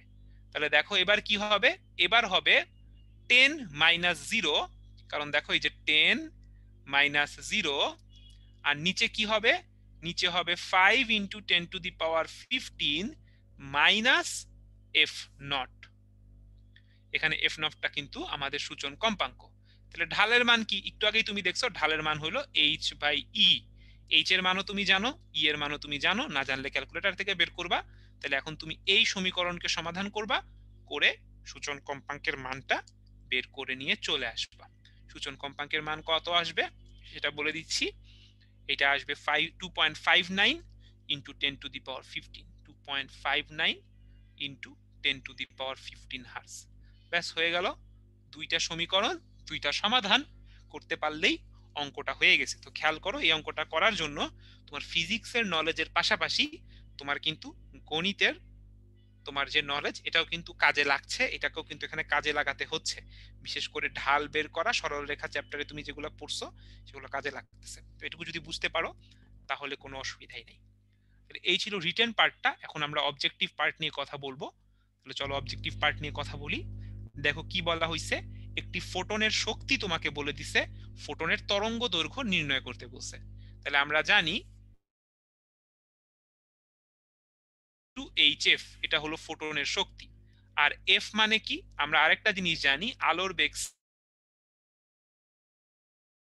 Into lambda. অতএব আমরা কিন্তু চাইলে f ইকুয়ালস টু লিখতে পারি c by lambda, c by lambda. তাহলে সেখান থেকে কিন্তু আমরা পেয়ে গেলাম যে hc বাই ল্যামডা। তাহলে এখান থেকে এখন তুমি কি করতে পারবে, ল্যামডার মান বের করে নিয়ে আসতে পারবে। তাহলে ল্যামডাটা কি হচ্ছে দেখো, ল্যামডাটা হচ্ছে hc ডিভাইডেড বাই e। তাহলে এখন শুধু মানগুলো বসাবে, c এর মান তুমি জানো 3 × 10⁸, h এর মান তুমি জানো প্ল্যাঙ্কের ধ্রুবক, আর e প্রশ্নে বলে দিছে, সেখান থেকে আমাদের অ্যান্সারটা চলে আসে ডি, 1872 ন্যানোমিটার। আচ্ছা, 2 নম্বরে আসি। তিনটি কৃষ্ণ বিবরের ঘটনা দিগন্ত 42 কিলোমিটার, 21 কিলোমিটার, 7 কিলোমিটার, এদের ভরের অনুপাত তোমাকে বের করতে বলছে। তো প্রথম যেটা আমাদেরকে আসলে বুঝতে হবে সেটা হলো আমাদের কৃষ্ণ বিবরের বা একটা ব্ল্যাক হোলের ঘটনা দিগন্ত আমরা যদি বলি বা শর্টশিল্ড রেডিয়াস যদি আমরা বের করতে চাই, তাহলে সেটার সূত্র মনে হয় আমরা জানি। সেটার সূত্রটা কি, এই সূত্রটা আসলে তুমি যদি খেয়াল করে দেখো এটা কিন্তু একেবারেই আমাদের মুক্তিবেগের সূত্রের মতো। তো সেটা তোমাদের উপরে ছেড়ে দিলাম। এই সূত্রটা হলো 2gm/c², এটার সাথে মুক্তিবেগের একটা সম্পর্ক আছে। তো খেয়াল করো, আমরা এখান থেকে দেখতে পাচ্ছি ব্যাসার্ধ এটা কিন্তু আসলে ব্ল্যাক হোলের ভরের সমানুপাতিক, কারণ এই যে 2g/c², এই অংশটা কিন্তু আসলে ধ্রুবক, এই অংশটা ধ্রুবক। তাহলে ব্যাসার্ধ আর ভর সমানুপাতিক, তার মানে আমরা কিন্তু বলতে পারি যে আমাদের এই ভরের অনুপাত আর ব্যাসার্ধের অনুপাত কিন্তু একই হবে। সেই কাজটাই কিন্তু দেখো এখানে করা হয়েছে। বলা হয়েছে কি, এই যে ভরের অনুপাত m1 m2 m3 এদের অনুপাত r1 r2 r3 এদের অনুপাতের সমান। তাহলে r1 এর জায়গায় বসছে 42, r2 এর জায়গায় 21, আর r3 এর জায়গায় 7। এখন এদেরকে কাটাকাটি করা হয়েছে, 7 দিয়ে সবগুলোকে কাটা হয়েছে। তাহলে 7 7 6 42, 3 7 21, আর 7 1 7, অর্থাৎ কাটাকাটির পরে সেটা দাঁড়াইছে 6:6:3:1। তাহলে আমাদের অ্যান্সারটা কি হয়ে গেল, বি। খুবই সহজ, সিম্পল একটা অবজেক্টিভ। পরেরটায় চলে যাচ্ছি, দেখি কি বলছে। একটি আলোক উৎস দর্শকের দিকে c/4 বেগে গতিশীল, দর্শকের কাছে আলোর বেগ কত প্রতীয়মান হবে? তাইলে তুমি যদি রিলেটিভিটি না জানো তাহলে তোমার কাছে মনে হবে আলোক উৎস যেহেতু আগায় আসতেছে, তাহলে মনে হয় আলোর বেগটা কত হবে, বেশি মনে হবে c+c/4 মনে হওয়ার কথা, তাই না? কিন্তু তুমি জানো যে রিলেটিভিটিতে কিন্তু এইভাবে বেগ যোগ করা যায় না। কোনো বস্তুর বেগ বা কোনো কিছুর বেগ আলোর চেয়ে বেশি হতে পারে না। অর্থাৎ আলো যদি তোমার দিকে আগায়ও আসে আলোক উৎস, সেক্ষেত্রে আলোর বেগ কিন্তু সি হবে, 3 × 10⁸ হবে, এটা অপরিবর্তনশীল বা ধ্রুবক। আচ্ছা, ট্রিকি কোয়েশ্চেন, বাট খুব সিম্পল কোয়েশ্চেন, এবং এই কোয়েশ্চেনটা কিন্তু প্রচুর আসে বিভিন্ন ভাবে কথাটাকে ঘুরায় পেঁচায়, এই টাইপের অঙ্ক প্রচুর পরীক্ষায় এসে থাকে, বিভিন্ন অ্যাডমিশন টেস্টে, বিশেষ করে ভার্সিটি গুলাতে এসে থাকে। 4 নাম্বারটা দেখি, একটা নক্ষত্রের তোমাকে ভর বলে দিছে, তারপরে তোমাকে বলছে যে কৃষ্ণ বিবরে রূপান্তরিত হয়, তার মানে ব্ল্যাক হোলে রূপান্তরিত হয়েছে, শর্টশিল্ড রেডিয়াসটা কত এটা বের করতে বলছে। তো একটু আগেই তোমাদেরকে আমি সূত্রটা দেখাইছিলাম, 2gm/c²। তাহলে মানগুলো শুধু বসাইছে, জি এর মান, সি এর মান আর এম এর মান, শুধু মানটা বসাইতে হবে। মানটা বসালে আমরা কিন্তু এটা পাবো মিটার এককে। এখানে যেহেতু সবকিছু আমরা এসআই ইউনিটে বসাইছি, তুমি কিন্তু এটা পাওয়ার কথা 11800 এত মিটার, এরকম একটা কিছু তুমি অ্যান্সারে পাবা। বাট এটাকে তুমি কিলোমিটারে নিলে 11.8 কিলোমিটার, এটা হলো তোমার সি। আচ্ছা, লাস্ট দুইটা অবজেক্টিভ আমরা দেখব। বলা হয়েছে কোন একটা ধাতুর নিবৃত্তি, আচ্ছা এটা আসলে প্রিন্টিং মিস্টেক, এটা হলো নিবৃত্তি বিভব, বিভব ভি নট এবং নিঃসৃত আলোকে ইলেকট্রনের সর্বোচ্চ বেগ ভি ম্যাক্স, এদের মধ্যে সম্পর্ক কি? তো দেখো আমরা জানি ফটো ইলেকট্রিক ইফেক্টে আগত ফোটনের শক্তি ইলেকট্রনের সর্বোচ্চ গতিশক্তি, এটা আমরা তোমাকে একটু আগেও বলছি। আচ্ছা দেখো ই মানে কি এইচ এফ, ফাই মানে কি H F not, F not হলো সূচন কম্পাঙ্ক। আর এই যে ইলেকট্রনের গতিশক্তি এটা তুমি দুইভাবে বের করতে পারো, একটা হলো ই ইন্টু ভিএস, ভিএস মানে হলো নিবৃত্তি বিভব, বাট এখানে বলছে ভি নট তাই এটাকে বললাম ই ইন্টু ভি নট। অথবা তুমি চাইলে ই ইন্টু ভি নট এটার জায়গায় তুমি কিন্তু হাফ এম ভি ম্যাক্স, এই ভি ম্যাক্সটা হলো ইলেকট্রনের সর্বোচ্চ বেগ তার স্কয়ার, এটাও লিখতে পারতা। তার মানে আমরা কিন্তু যেটা বলতে পারি সেটা হলো ইলেকট্রনের সর্বোচ্চ গতিশক্তি half m v max square equals to কিন্তু ই ইন্টু ভি নট। তাহলে দেখো হাফ এম ধ্রুবক, ই হলো ধ্রুবক, তার মানে আমরা বুঝতে পারতেছি এই ভি নট আর ভি ম্যাক্স স্কয়ার এরা কিন্তু পরস্পরের সমানুপাতিক। ঠিক আছে, তাহলে আমাদের অ্যান্সার কি হবে? অ্যান্সার হবে বি। অলরাইট, আচ্ছা লাস্ট আমাদের অবজেক্টিভ, দেখি কি বলছে। আলোর তরঙ্গ দৈর্ঘ্য প্লাটিনামের কত বের করতে বলছে। কোনো অসুবিধাই নাই, কারণ আমরা জানি কার্যাপেক্ষক ফাই এটা হলো H F not, F not হলো সূচন কম্পাঙ্ক। তোমাকে সূচন কম্পাঙ্কটা ডিরেক্ট না বলে তোমাকে এইটার সাথে রিলেটেড তরঙ্গ দৈর্ঘ্যটা বলছে। এখন কম্পাঙ্ক থেকে তো তুমি তরঙ্গ দৈর্ঘ্য বের করতে পারো, একটু আগেই বলা হয়েছিল যে কম্পাঙ্ক এফ হলো সি বাই ল্যামডা। তাহলে এখন তুমি এইচ এর মান বসাবা, সি এর মান বসাবা, ল্যামডার মান বসাবা, বসাইলে অ্যান্সার চলে আসবে সি।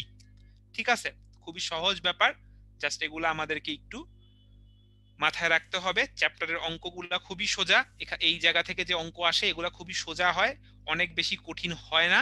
সো একটু প্র্যাকটিস করবা, সূত্রগুলো একটু মনে রাখার চেষ্টা করবা, পরীক্ষার আগে সূত্রগুলো একটু দেখবা, তাহলেই দেখবা এই চ্যাপ্টার থেকে পারতেছো। ঠিক আছে, আর কোনটা টি কোনটা টি নট, কোনটা এল কোনটা এল নট, এগুলো একটু মাথায় রাখবা।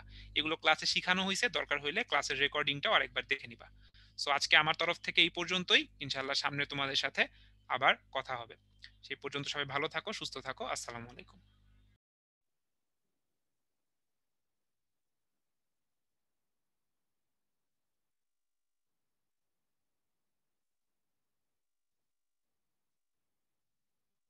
আসসালামু আলাইকুম, সবাইকে স্বাগতম। তো এখন হচ্ছে আমরা কেমিস্ট্রি এবং বায়োলজি পার্টটুকু দেখব। তো তোমাদের সাথে আছি আমি নিবিড়, পড়াশোনা করছি ঢাকা বিশ্ববিদ্যালয়ে। তো তোমাদের সাথে ভাইয়া আছে, আগে হচ্ছে কেমিস্ট্রি পার্টটুকু একটু দেখিয়ে নিই, তারপর হচ্ছে আমরা বায়োলজি পার্টটুকুর দিকে যাব।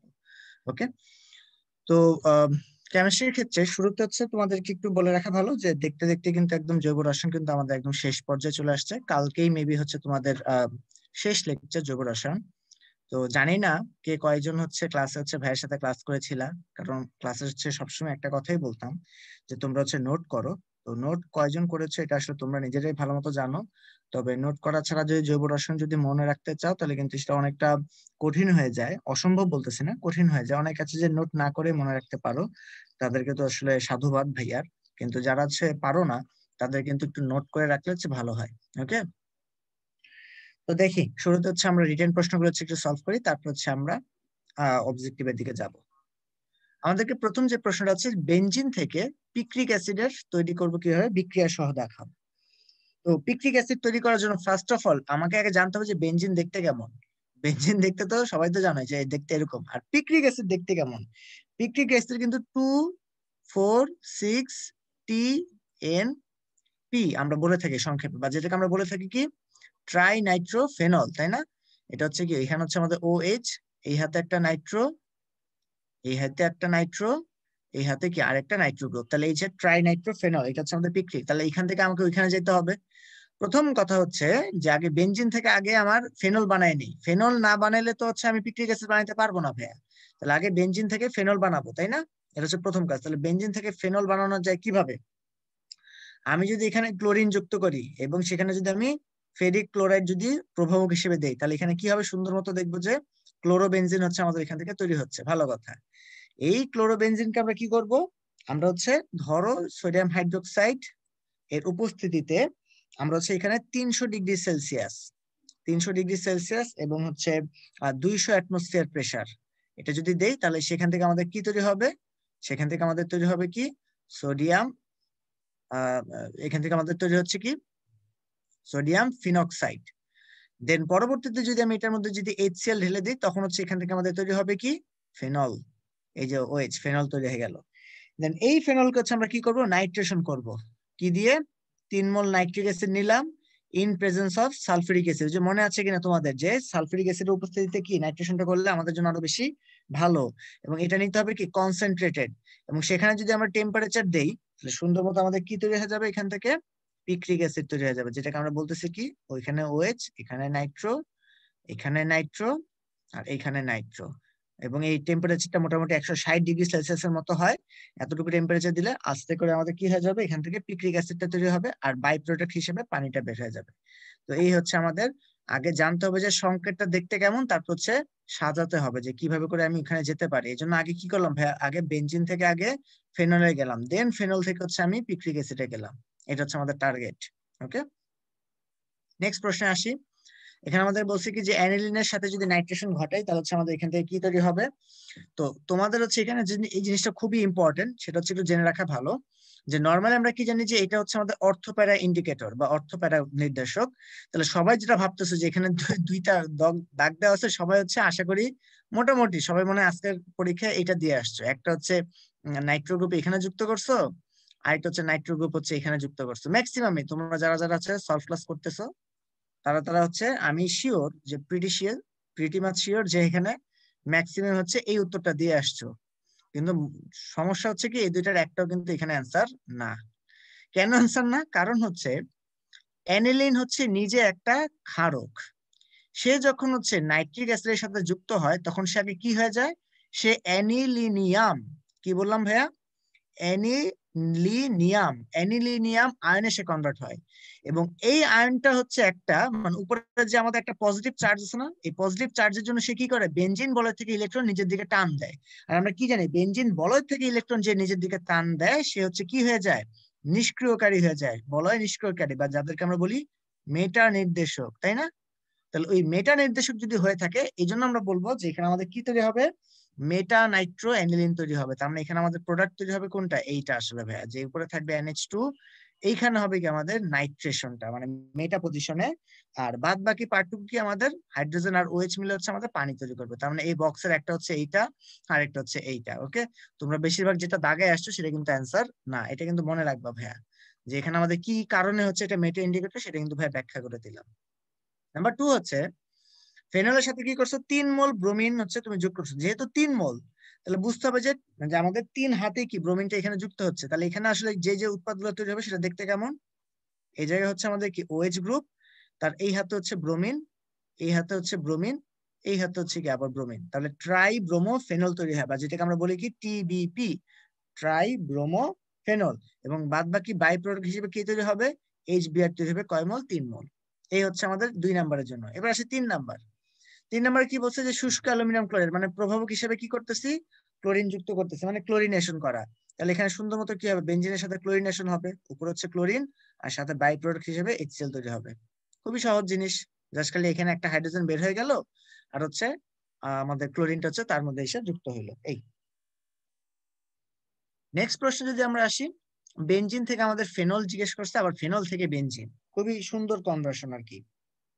তো বেনজিন থেকে ফেনলে আমরা কিভাবে যেতে পারি, একটু আগে তোমাদেরকে এই ছবিটা কিন্তু একটু আগে হচ্ছে আমি দেখাইছি, সেটা হচ্ছে আমরা কিভাবে করতে পারি খুব সহজে। দেখো নাম্বার 1, বেনজিন নিলাম আমি, তার সাথে কি করতেছি আমি, ফার্স্ট অফ অল ক্লোরিনেশন করতেছি।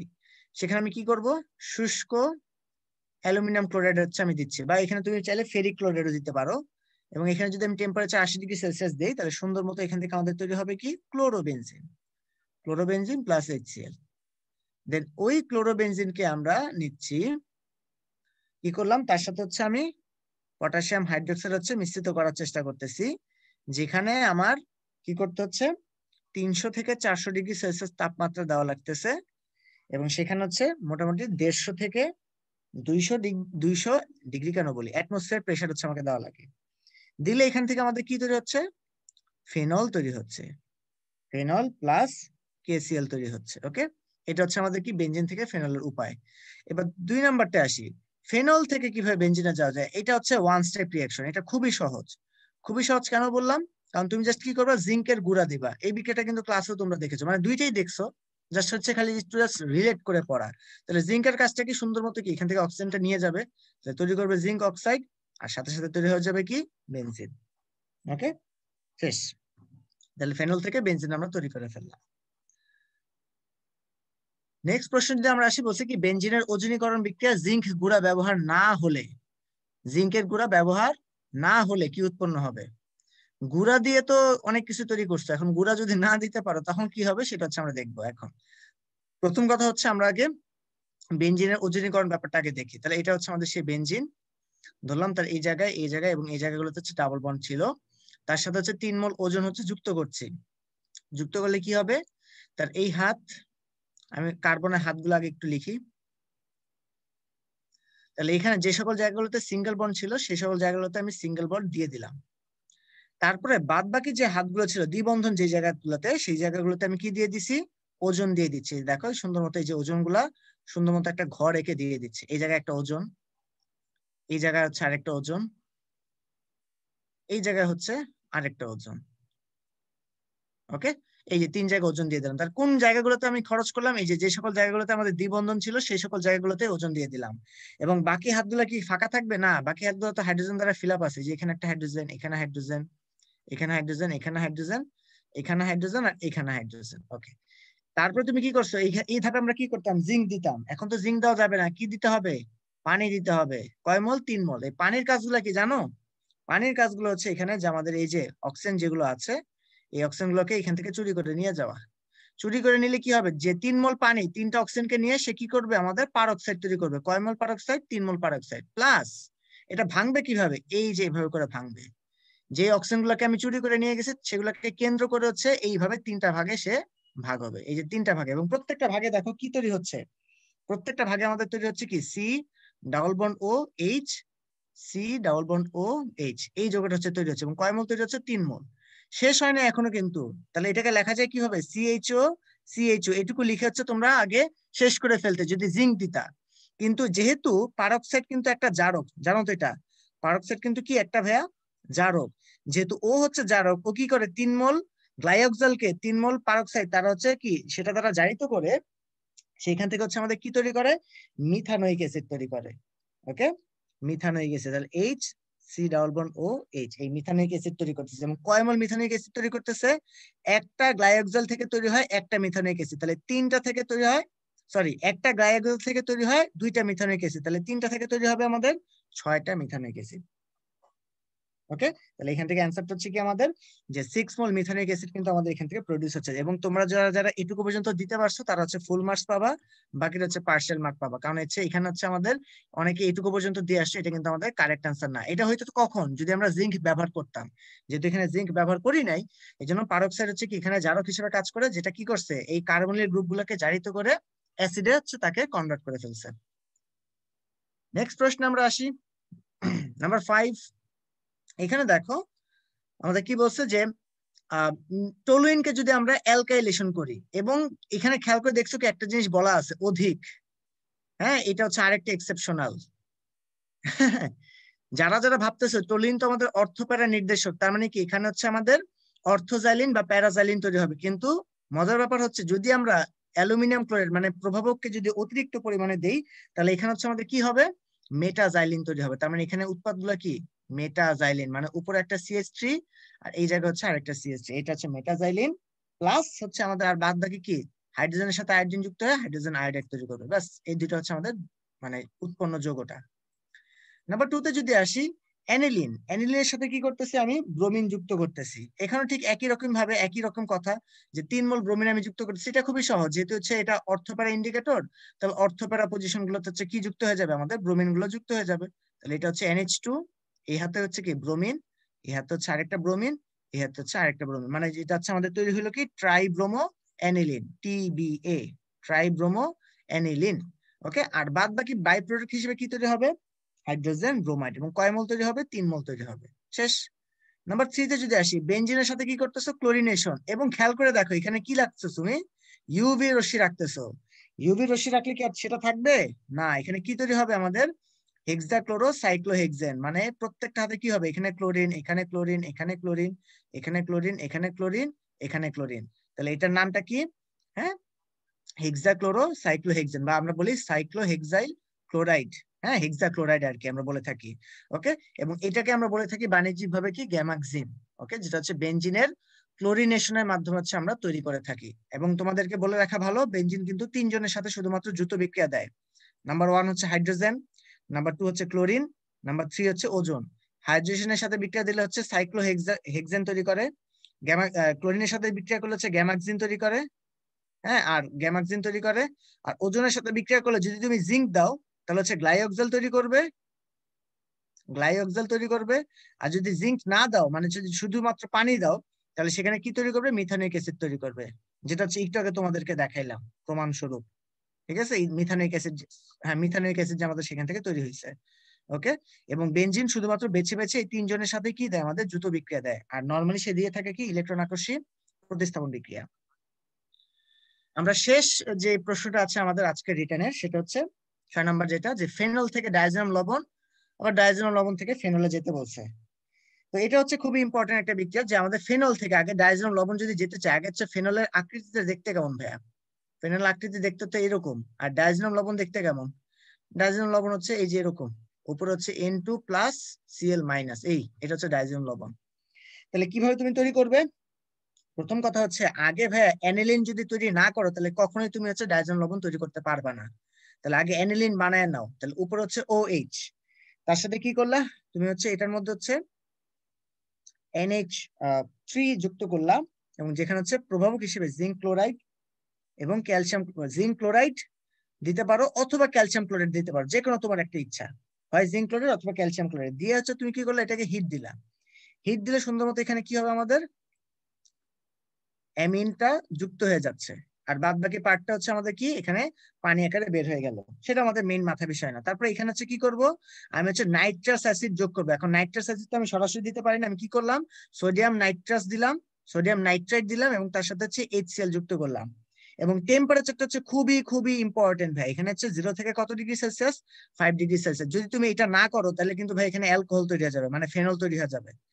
ঠিক আছে, এটা কিন্তু মাথায় রেখো যে যদি 5 ডিগ্রি থেকে বেশি দাও তাহলে কি তৈরি হয়ে যাবে, ফেনল কিন্তু তৈরি হয়ে যাবে। তাহলে এখানে আমাদের যেটা তৈরি হবে সেটা কি, এই যে আমাদের ডাইজোনিয়াম লবণ।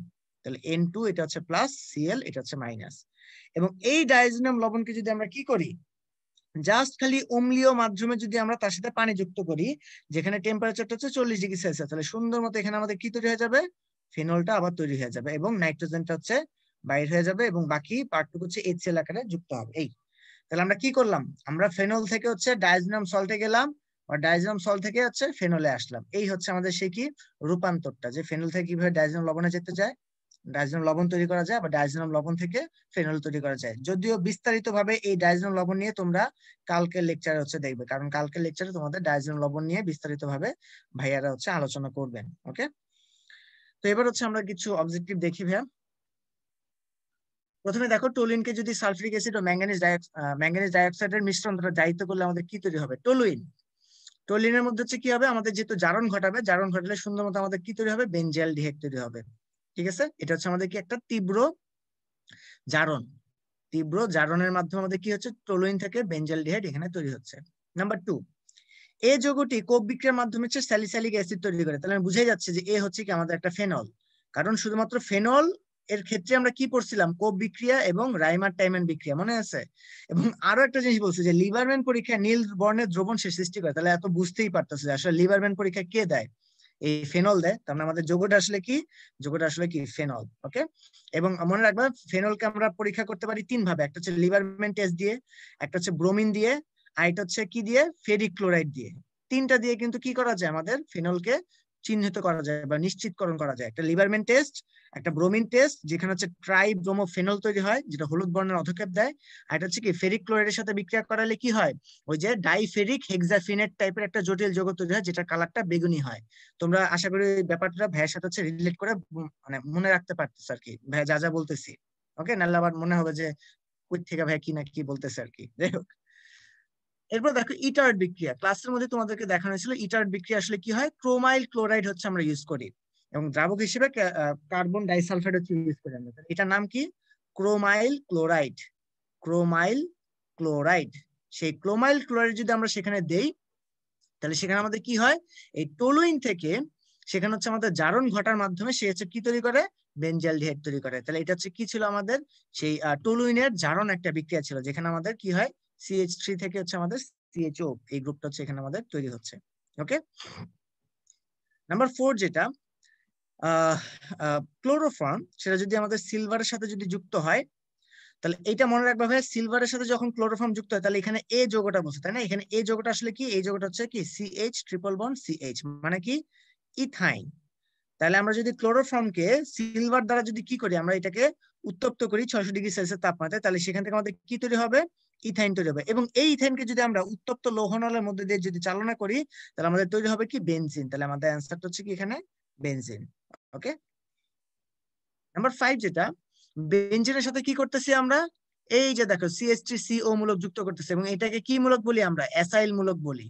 তাহলে বুঝতেই পারতো এটা কি আসলে অ্যাসাইলেশন। কি অ্যাসাইলেশন? Friedel craft acylation. তাহলে এই যে অ্যান্সারটা হবে কি আমাদের ফ্রিডেল ক্রাফট অ্যাসাইলেশন। দেখতেই পাচ্ছ যে সুন্দর মতো যে এখানে অ্যালকাইল গ্রুপ হচ্ছে আমাদের যুক্ত হচ্ছে। আর আরেকটা জিনিস বলে রাখা, যেখানে অনাদ্র অ্যালুমিনিয়াম ক্লোরাইড এই ব্যাপারটা দেখতে পাবে সেখানেই ধরে নেবে সেটা হচ্ছে কি আমাদের কি বিক্রিয়া, ফ্রিডেল ক্রাফট বিক্রিয়া। হইতে পারে দুই রকম, অ্যালকাইলেশন আর অ্যাসাইলেশন। নাম্বার 6 এ যদি আসি, ফেনলকে যদি গাঢ় নাইট্রিক অ্যাসিড আর সালফিউরিক অ্যাসিডের উপস্থিতিতে নাইট্রেশন করি তাহলে কি পাওয়া যায়, একটু আগে হচ্ছে আমরা এটা দেখে আসছি ভাইয়া। হ্যাঁ, ফেনল মানে হচ্ছে OH। এই ফেনলকে কি করছি আমরা, নাইট্রিক অ্যাসিড আর সালফিউরিক অ্যাসিডের উপস্থিতিতে যদি আমরা বিক্রিয়া করি তাহলে আমরা কি পেয়েছিলাম, এই যে ট্রাই নাইট্রোফেনল পেয়েছিলাম, তাই না?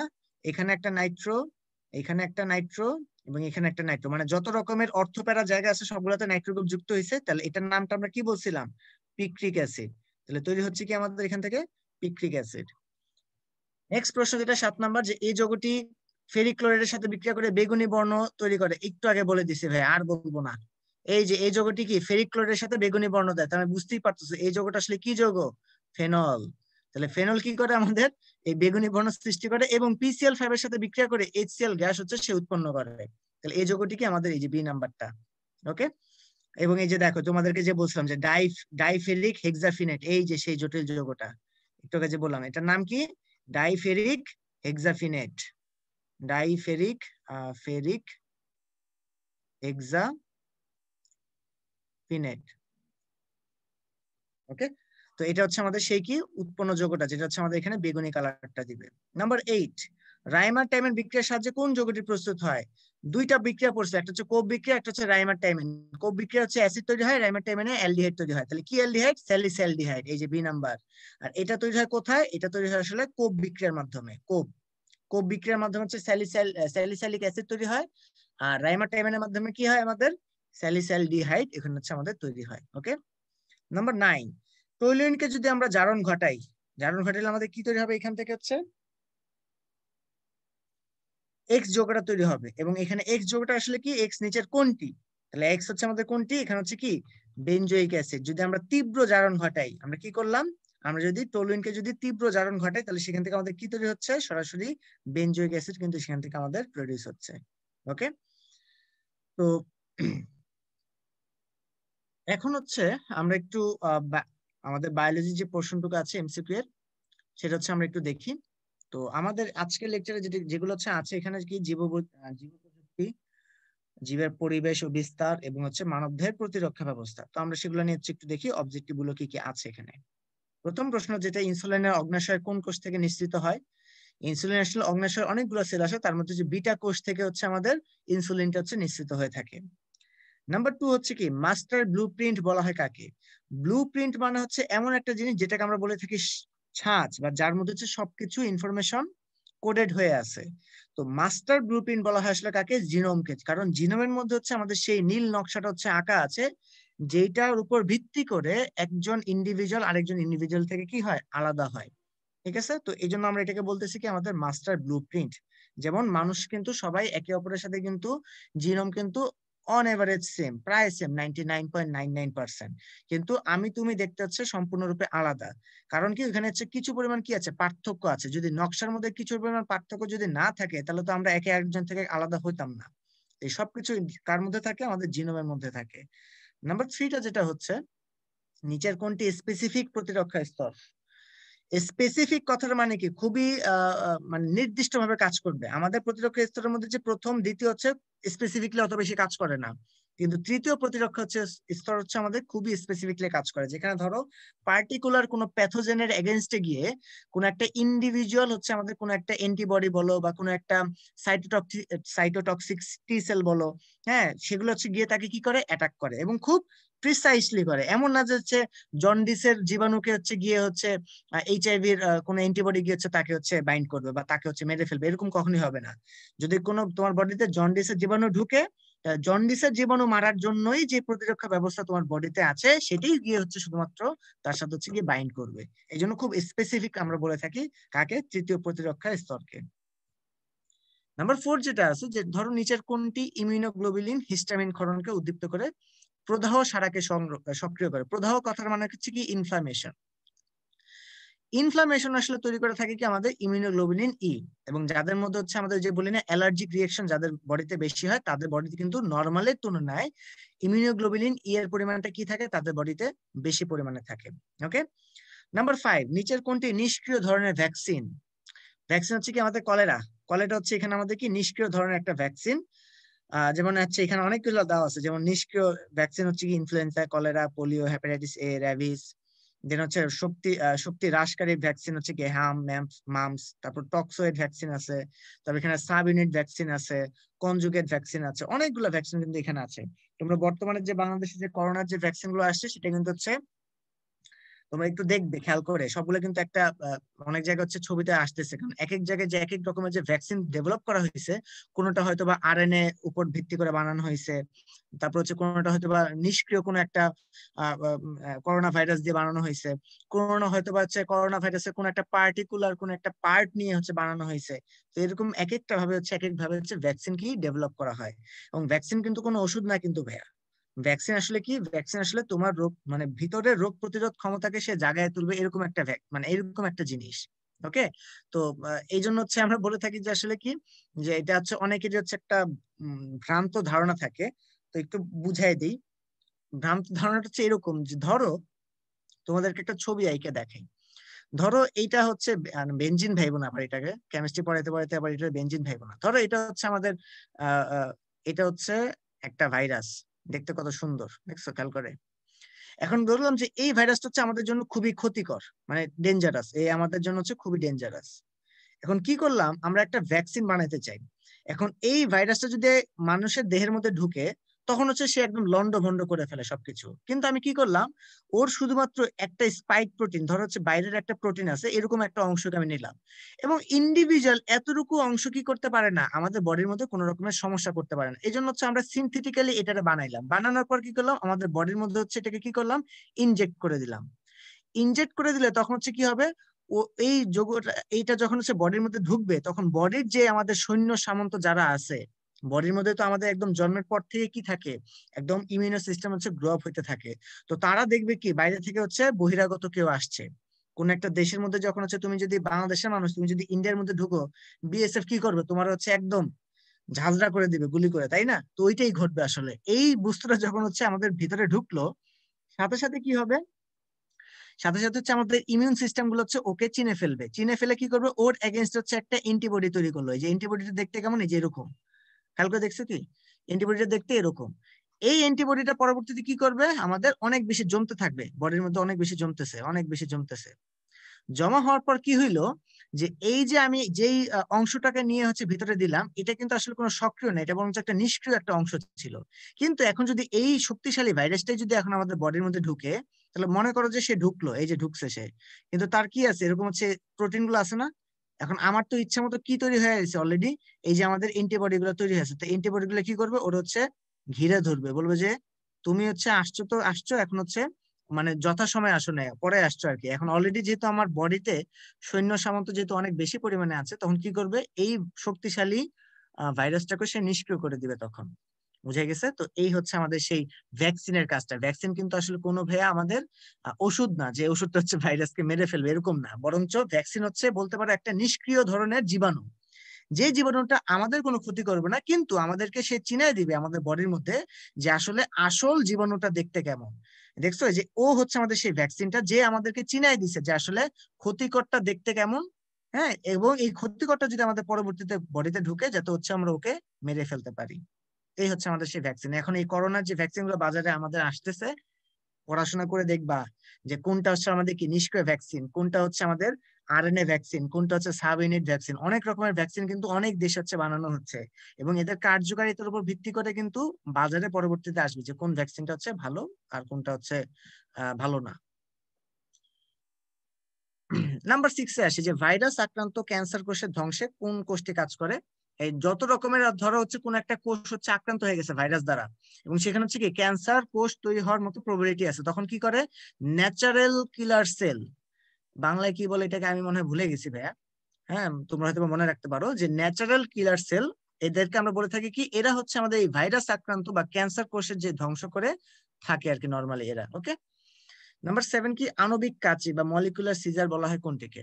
আণবিক কাঁচি বা মলিকুলার সিজার বলা হয় কি আমাদের রেস্ট্রিকশন এনজাইমকে। কারণ কি, কোন একটা ডিএনএ এর পোর্শনকে আমরা টাচ করে একটা জায়গায় স্পেসিফিক জায়গায় কেটে ফেলতেছি, কি দিয়ে কাটতেছি, এই রেস্ট্রিকশন এনজাইম দিয়ে কাটতেছি কোন একটা স্পেসিফিক জায়গাটাকে। ওকে, আর লাইগেজ দিয়ে আমরা কি করি, এটাকে জোড়া লাগাই, রেস্ট্রিকশন এনজাইম দিয়ে কাটি, লাইগেজ দিয়ে জোড়া লাগাই। এবং এই সিস্টেমটা হচ্ছে আমাদের, এই দুইটা জিনিস যদি আমাদের তৈরি না হইতো, তাহলে আমাদের রিকম্বিনেন্ট ডিএনএ টেকনোলজি হচ্ছে আমাদের এত বেশি দূর পর্যন্ত আগাইতো না কখনো এখনো পর্যন্ত কি। ওকে, মানে এই দুইটা জিনিস আবিষ্কার হয়েছে দেখে কিন্তু আমরা রিকম্বিনেন্ট ডিএনএ টেকনোলজি কিন্তু এত দূর পর্যন্ত কিন্তু বর্তমানে আসছে।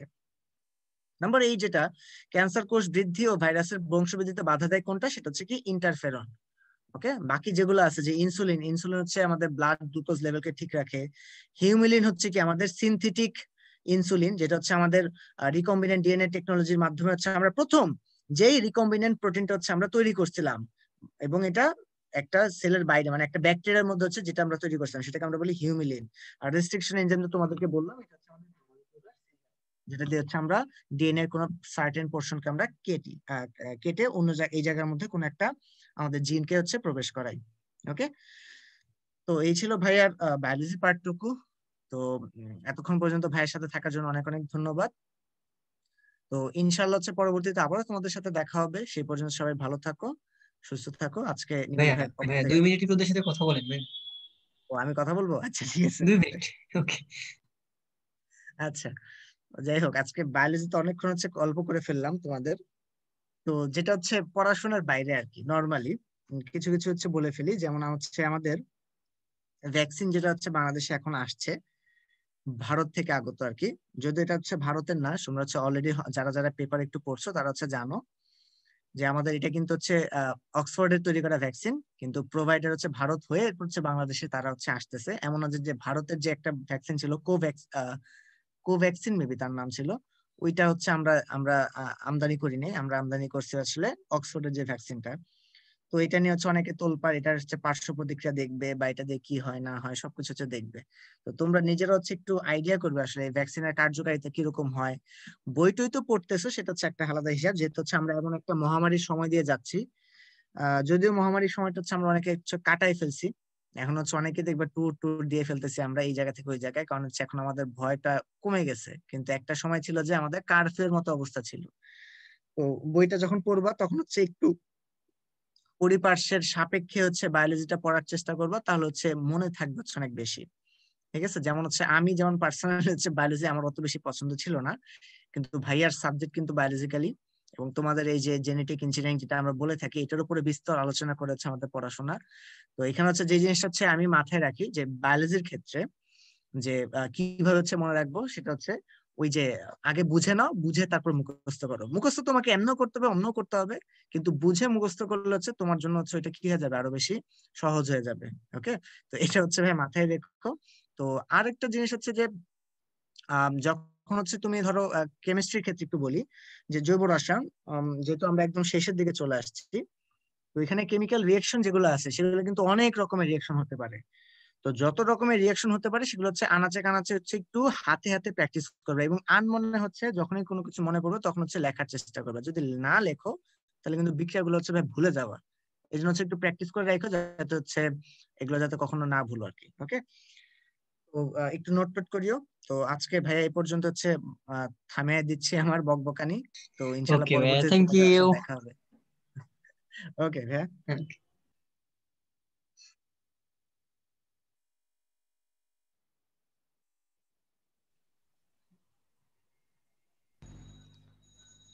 হ্যাঁ অমিত ভাই, শুরু ভাইয়া? হ্যাঁ স্লাইড দেখা যাচ্ছে তো না? হ্যাঁ ভাই, স্লাইড দেখা যাচ্ছে, আচ্ছা শুরু করে দেন। হ্যাঁ, আমি তো হচ্ছে 13টা সলভ করব। এটাই, হ্যাঁ। হ্যাঁ উইকলি 13। ওকে ঠিক একটু আছে। বলে নিয়েন যে এটা ওদের গত দিনেরটা আর কি। হ্যাঁ হ্যাঁ হ্যাঁ হ্যাঁ ওকে, হ্যালো এন্ড ওয়েলকাম ব্যাক। আমি তোমাদের শুভ্র ভাইয়া। তোমাদের গত দিনে উইকলি 13 এর কোশ্চেনটা সলভ করা হয় নাই, তো গত সপ্তাহেরটা আমি এখানে সলভ করতেছি। ওকে, তো আমাদের এখানে বেশ কয়েকটা কোশ্চেন আছে, আমি একটু কোশ্চেনগুলো আগে একটু বলে দিই। সাইকাসকে নিচের কোন নামে ডাকা হয়? এটা তো আমরা কমনলি দেখে আসছি, সাইকাসকে পাম ফার্ন নামে ডাকা হয়। ফার্নের সাথে অনেকটা মিল আছে এবং গাছটা দেখতে পাম গাছের মতো, তো পাম গাছের মতো দেখতে আবার ফার্নের সাথে মিল আছে, এই জন্য এটাকে আমরা পাম ফার্ন বলি। ফার্নের সাথে মিল আছে, এটা একটা বড় প্রমাণ হচ্ছে এর কিন্তু সার্সিনেট ভার্নেশন দেখা যায়। সার্সিনেট ভার্নেশন কি? কুন্ডলিত কচি পাতা দেখা যায়। ঠিক আছে, এই কারণে এটাকে আমরা মানে ফার্নের সাথে কম্পেয়ার করতেছি। আর পুরো সাইকাস গাছটা দেখতে একটা ছোটখাটো একটা মানে পাম গাছের মতো, পাম গাছের একটা ছোট ভার্সন, বেটা ভার্সনও বলতে পারি আমরা এটাকে। আচ্ছা, এরপর দেখো একটা না কিছু কমন কোশ্চেন ছিল যে প্লেট ভাজক টিস্যুর উদাহরণ কোনটা, কোনটার কারণে ঘনত্বে বৃদ্ধি পায়, কোনটার কারণে রিব ভাজক টিস্যু কোনটা, কোনটার কারণে আয়তনে বৃদ্ধি পায়, এরকম টাইপের কমন কিছু কোশ্চেন আসছে, এগুলো আমি সলভ করব। বাট তার আগে একটা আনকমন কোশ্চেন সলভ করি, সেটা হচ্ছে নিচের কোনটি লোয়ার ক্রিপ্টোগামাস? ক্রিপ্টোগামাস যাদের কি হয় না, ফুল হয় না, যাদের কি হয় না, ফুল হয় না, ফনেরোগেমাসদের ফুল হয়। আচ্ছা, তার মধ্যে আবার বলছে লোয়ার ক্রিপ্টোগামাস। দেখো, ক্রিপ্টোগামাস মানে যাদের ফুল হয় না, তাহলে ফুল কাদের হয় না? মশের ফুল হয় না। ওকে, তারপরে হচ্ছে আহ ফার্নের ফুল হয় না। ওকে, আবার তার আগে যদি আমরা যাই তাহলে শৈবালেরও ফুল হয় না, ছত্রাকেরও ফুল হয় না। এখন এই কয়টা উদ্ভিদের মধ্যে সব থেকে লোয়ার কে? সব থেকে লোয়ার হচ্ছে শৈবাল, এই জন্য আমরা এখানে শৈবালকে লাগাইছি।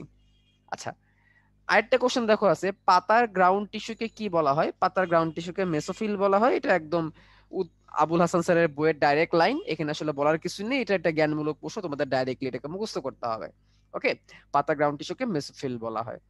এখন যে কোশ্চেনগুলো আমি এখানে এখনো বলি নাই সেগুলো হচ্ছে ভাজক টিস্যুর কোষ বিভাজন তল অনুসারে কিছু প্রকারভেদ। তাহলে কোষ বিভাজন তল, কোষ বিভাজন তল অনুসারে কয়েকটা প্রকারভেদ আমরা দেখছিলাম। প্রথমে আমরা দেখছিলাম রিব ভাজক টিস্যু, রিব। রিবের পরে আমরা কি পাইছিলাম? প্লেট ভাজক টিস্যু পাইছিলাম, প্লেট। আর তারপরে আমরা মাস ভাজক টিস্যু পাইছিলাম, মাস। ওকে, এখন এইখানে এগুলা বোঝার জন্য আমাদের আম, আয়তন, ক্ষেত্রফল, দৈর্ঘ্য, প্রস্থ, এর তারপর ঘনত্ব, এই এই কয়েকটা জিনিসপত্রের একটু উল্টাপাল্টা লাগে, ফিজিক্সের সাথে বা ম্যাথের সাথে একটু উল্টাপাল্টা লাগে। আমরা দেখছি এটাকে আমরা বলছি একতল অর্থাৎ দৈর্ঘ্য। যখন আমরা দুই তল নেই তখন আমরা কি বলি? দুই তল নিলে আমরা সেটাকে ক্ষেত্রফল বলি। আর যখন আমরা তিন তল নেই তখন সেটাকে আমরা আয়তন বলি। ঠিক আছে, আর ঘনত্ব কখন বলি? ঘনত্ব হচ্ছে আমাদের একক একটা জায়গার মধ্যে কতটুকু ভর আছে সেটাকে বলি। কিন্তু দেখো আবুল হাসান স্যারের বইয়ের মধ্যে যে জিনিসটা উল্টাপাল্টা করছে, দেখো যখন এক তলে ভাগ হচ্ছে, এক তলে কোষটা বিভাজন হচ্ছে, যেমন ধরো মূল, মূল একদম লম্বা লম্বি ভাবে এক তলে যাবে, ঠিক আছে, বা মজ্জা এক তলে যাবে, তো সেটাকে, সেটা দেখতে রিবের মতো হবে। রিব জিনিসটা কি? রিব হচ্ছে পরশুকা, আমাদের বুকের হাড়, আমাদের বক্ষ পিঞ্জরের যে হাড়, এগুলোকে আমরা রিব বলি। ঠিক আছে, তো ওইভাবেই ভাগ হয়, এক তলে ভাগ হয়, এই জন্য এটাকে আমরা রিব বলছি। যখন দুই তলে ভাগ হবে, দুই তলে যখন ভাগ হবে তখন আমরা সেটাকে প্লেট বলবো।